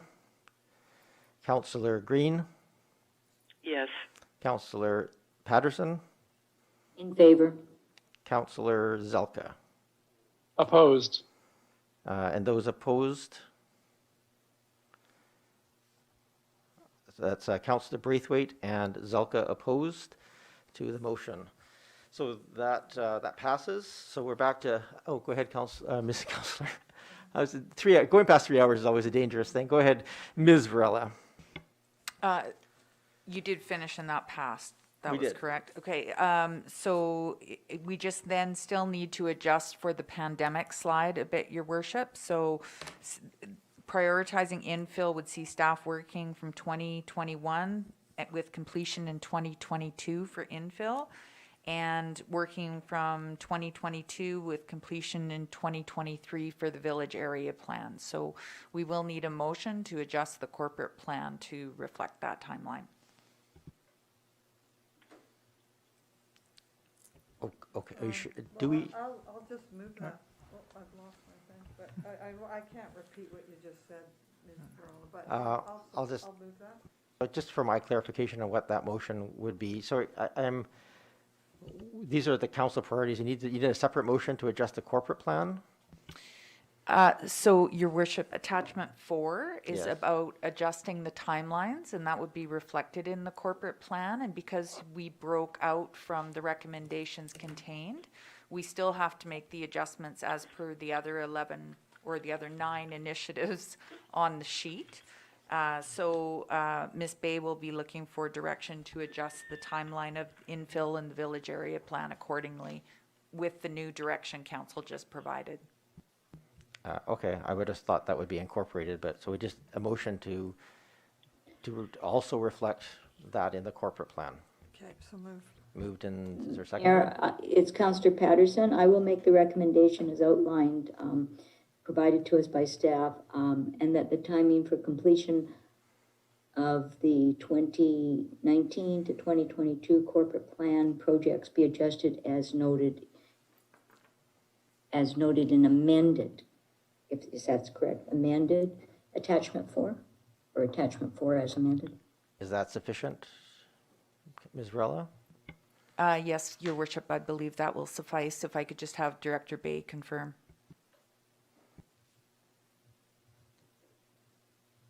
Thank you, Your Worship. So just to confirm then, under Initiative 4 with the infill housing, the timing would be delayed to change the completion date to 21-22.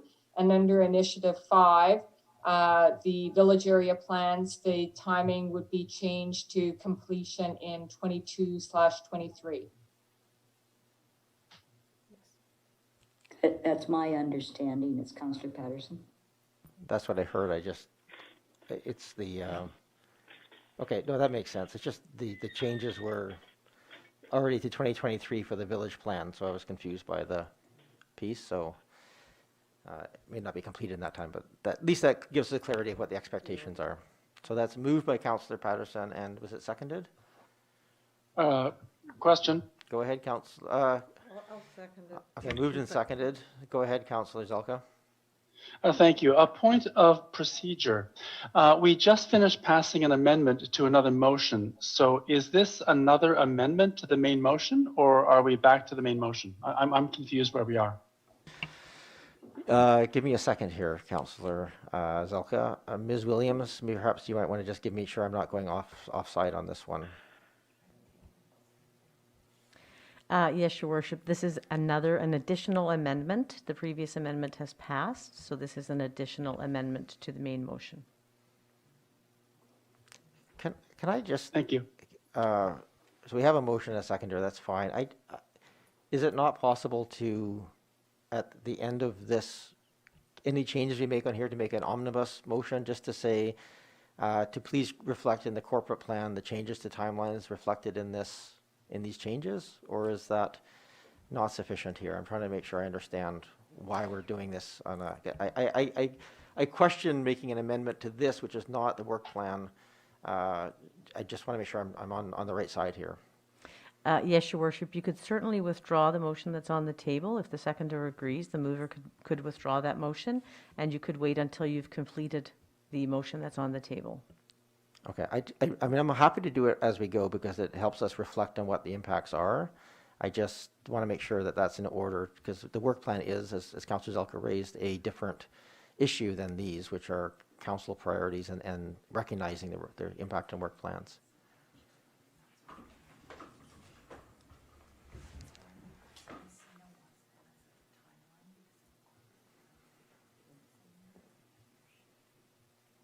Mayor, it's Councillor Patterson. Shall I withdraw the motion that I made? I'm just going to get clarity from our administrative staff as the best way of going about this.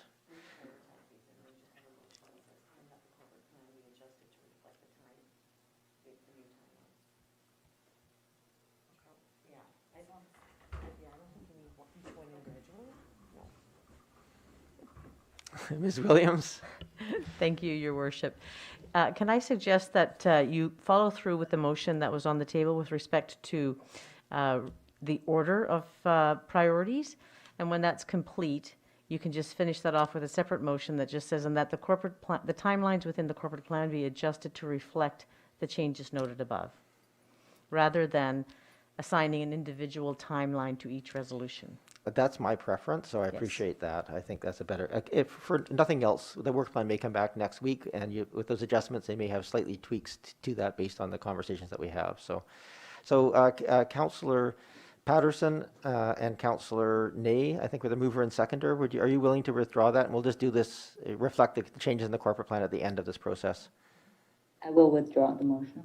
Okay, I'm getting, yes, the mover and seconder are amenable, so that's now, that amendment motion is off the table. And thank you, Councillor Zalka, for just raising it as a question. I think this is much cleaner.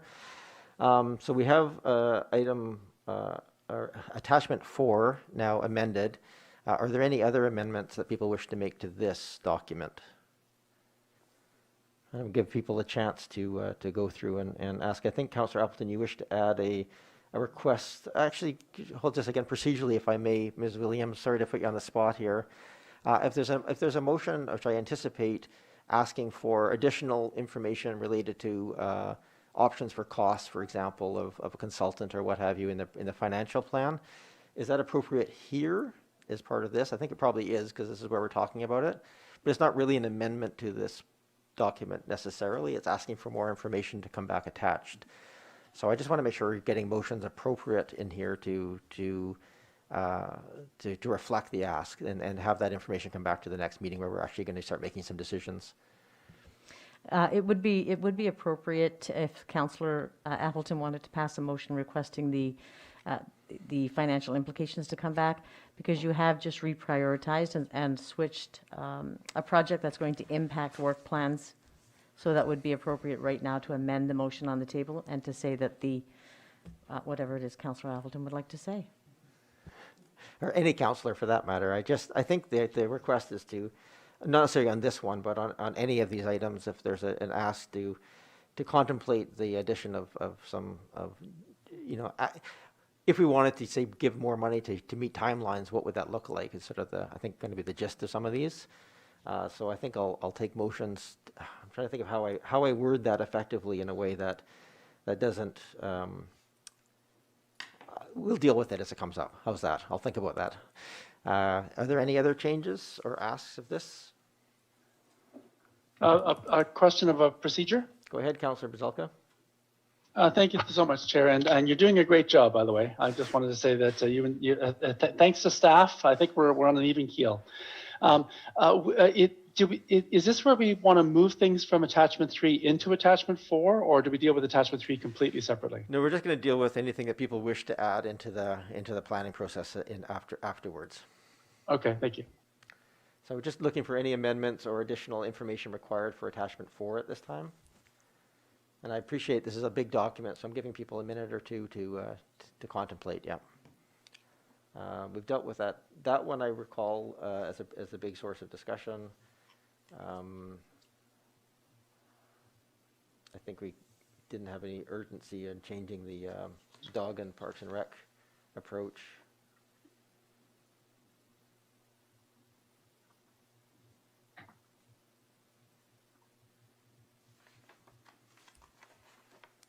I do have to move us forward, so it doesn't have to be a perfect motion. If anybody wishes to move anything else for additional information.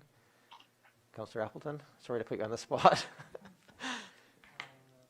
Thank you, Your Worship. I guess I would move that with respect to initiatives 4 and 5, that the additional resources required to maintain as close as possible to the original timeline be included in the 2022 draft financial plan.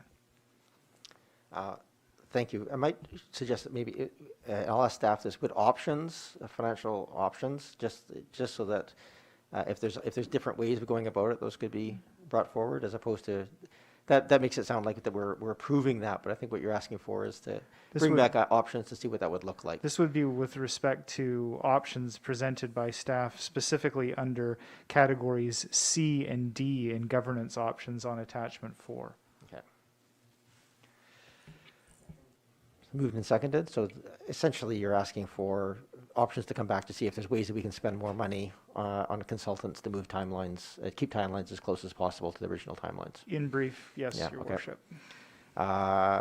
Is there any other discussion on that motion? This has been an amendment. I hate this because it's really not an amendment, but we'll treat it as an amendment motion to further include this information.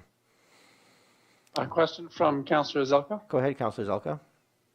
Thank you, Chair. Through you to staff, column D for both item 4 and 5 indicates that hiring more staff is not an option.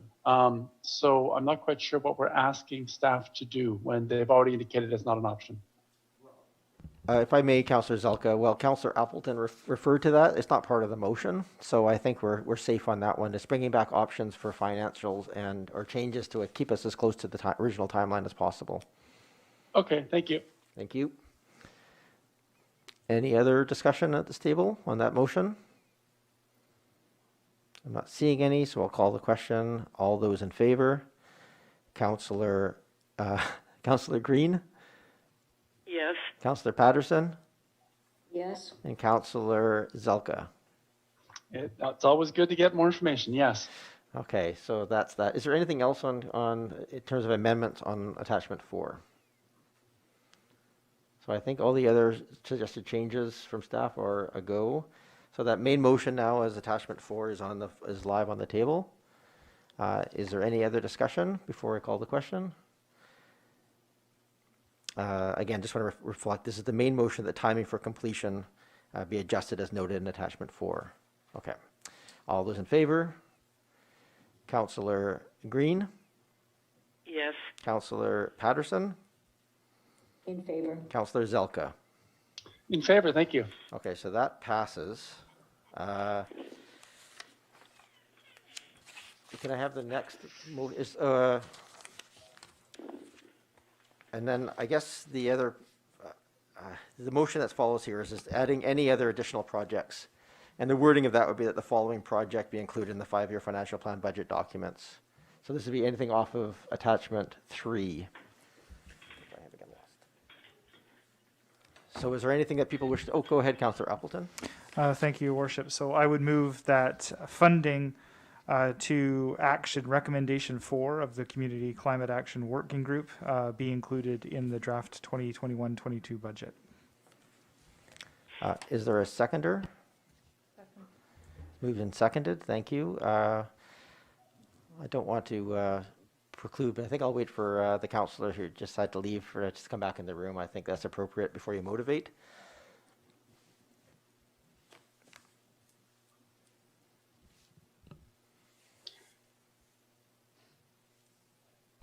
Councillor Zelka, could I ask you a clarifying question or later?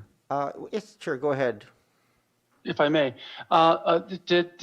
Is what being asked also includes item 3, or is item 3 considered separate on health and resilience? The motion is currently for option 2. To bring Only? Okay. Yeah. So this would be in the All right, budget. Now, this would have work plan implications as well. So I think this is the question of, I'm not sure how, is that wording sufficient? Because it's really a financial question being asked here. With the work plan implications, it talks about the number of hours here. So, but there was some discussion about whether or not that could be handed over completely to consultants. So would those options be brought back if this motion passed? I'll go to Ms. Williams or Ms. Varela. I'm not sure who the right person to ask would be.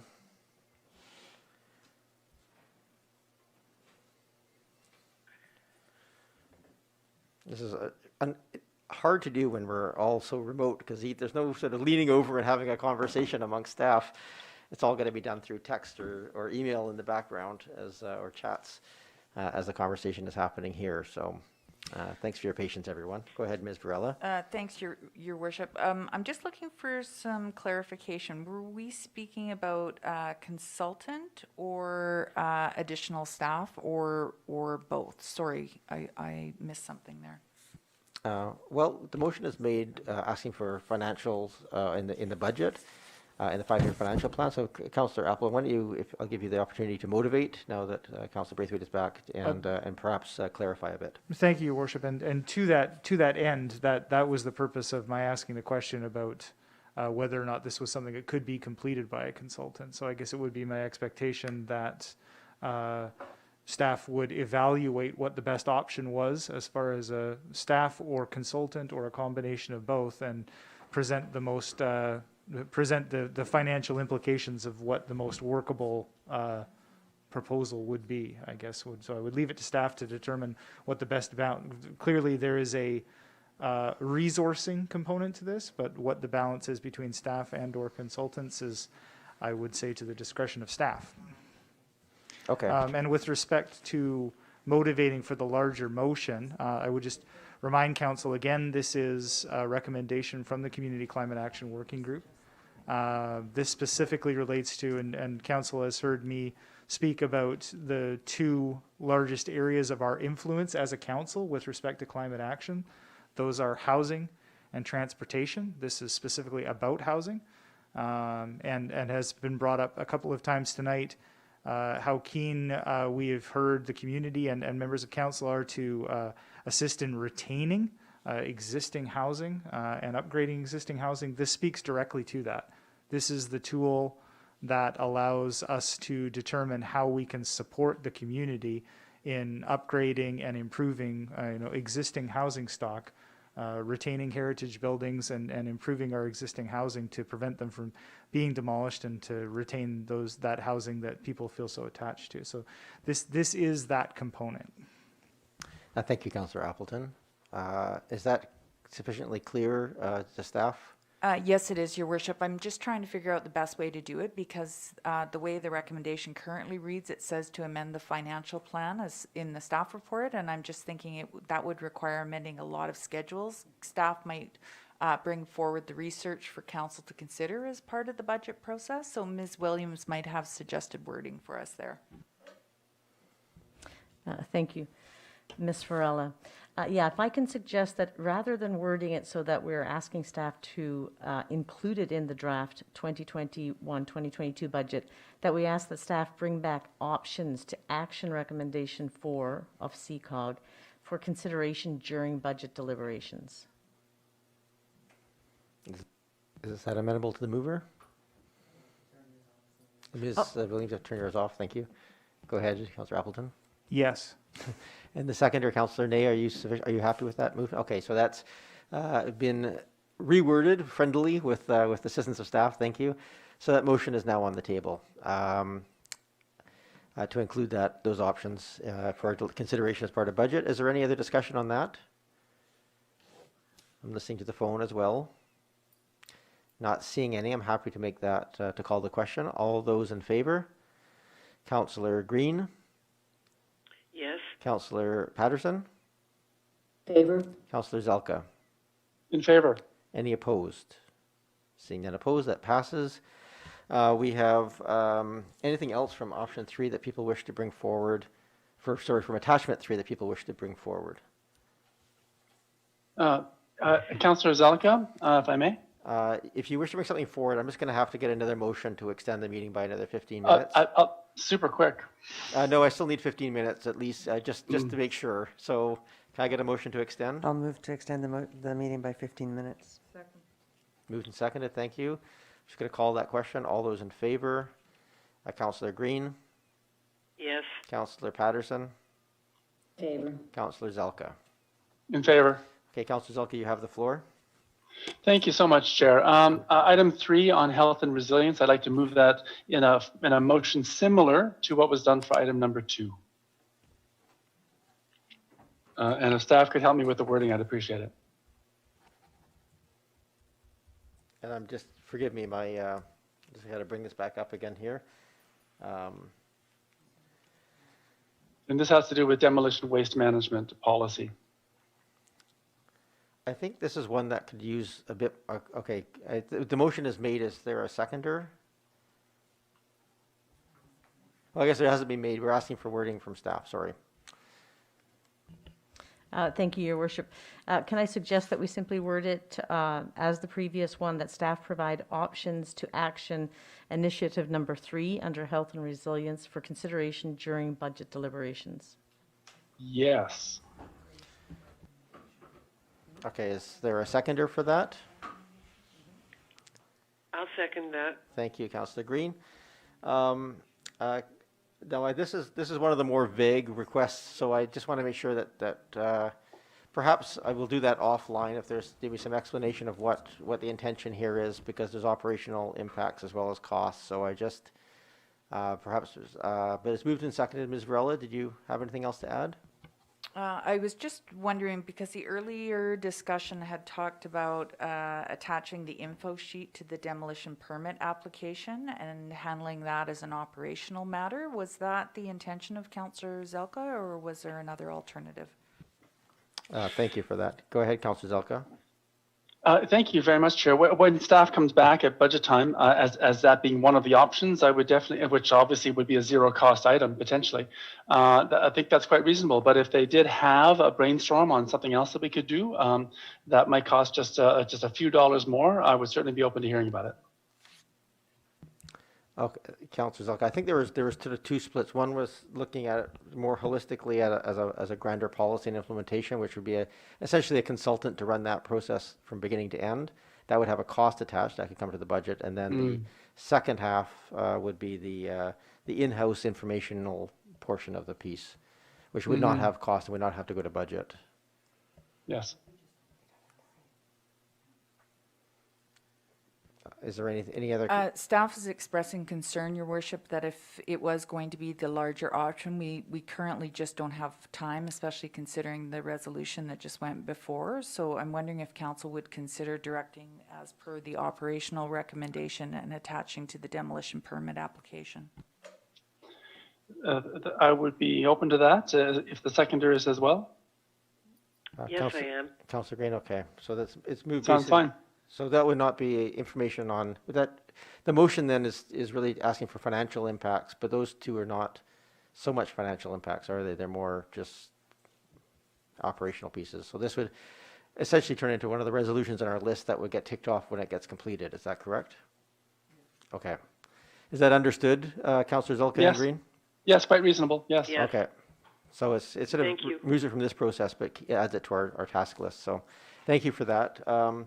That motion is live. Is there any other discussion? I'm not seeing any. All those in favor? Councillor Green? Yes. Patterson? Yes. Zelka? In favor. Thank you very much. Are there any other items from Appendix 3 that people wish to do something with? I'll call once. I will. Go ahead, Councillor Green. Yes, thank you. The only one that I still feel strongly about and would appreciate knowing from staff what this would look like as a standalone project is the review of the floor area ratio. I recall Mr. Anderson's comments and I appreciate them, but I just wondered, would it be possible to get, similar to item number 2 under health and resilience, would it be possible to get the same information on number 1 under diverse housing?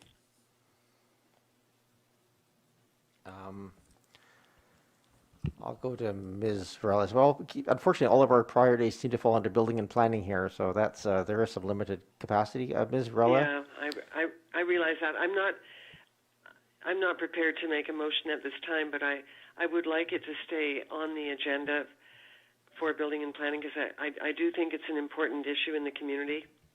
Okay, thank you. I think many of us recognize that it's a concern to many in the community, and yes, thank you for that. Any other motions here regarding attachment 3? I'm going to call a second time and a third time. This is the last call I'll make for any changes from attachment 3. Okay, so that's we have had all of those dealt with. So just the so would someone like to make the last motion? Because that actually speaks to what we had there, the 2020 version of the corporate plan, incorporate any changes. So is that sufficient, that last part of the motion, Ms. Varela, to address the concern, or Ms. Williams, to address the changes to the corporate plan?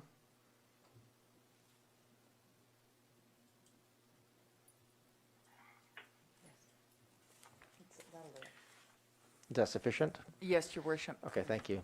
I'll make Councillor that. Braithwaite, you're doing all the other ones, you might as well do this one. I'll make that motion. Do you want me to read it out or? You don't have to read yeah, just why don't you read it out so we're all really clear on those as I'll well. move that the 2021 version of the 2019 to 2022 corporate plan incorporate any changes to council priority projects funded in the 2021 to 2025 financial plan, and that the contents of the updated corporate plan be organized by council priority. Is there a seconder? Second. Moved and seconded. Is there any discussion on this? I'm not seeing any. I'll give it a second in case anybody on the phone wishes to speak up. Not seeing any further discussion. I will call the question. All those in favor? Councillor Green? Yes. Patterson? In favor? Zelka? In favor, thank you. Okay, that nominally concludes our meeting. Is there anything else that any member of council wants to address here before we leave? I don't see any, so is it a motion to adjourn? Move adjournment. Moved and seconded. Thank you very much. All those in favor? Councillor Green? Yes. Patterson? I'll take it as an affirmative. And Zelka? Yes, in favor, thank you. All right, that concludes our meeting, and thank you very much for all of you for staying upright during that. It's hard when you have this many items on an agenda. Thank you, everybody, for who is watching, and we will see you on Monday evening for a special meeting. Thank you. Thank you.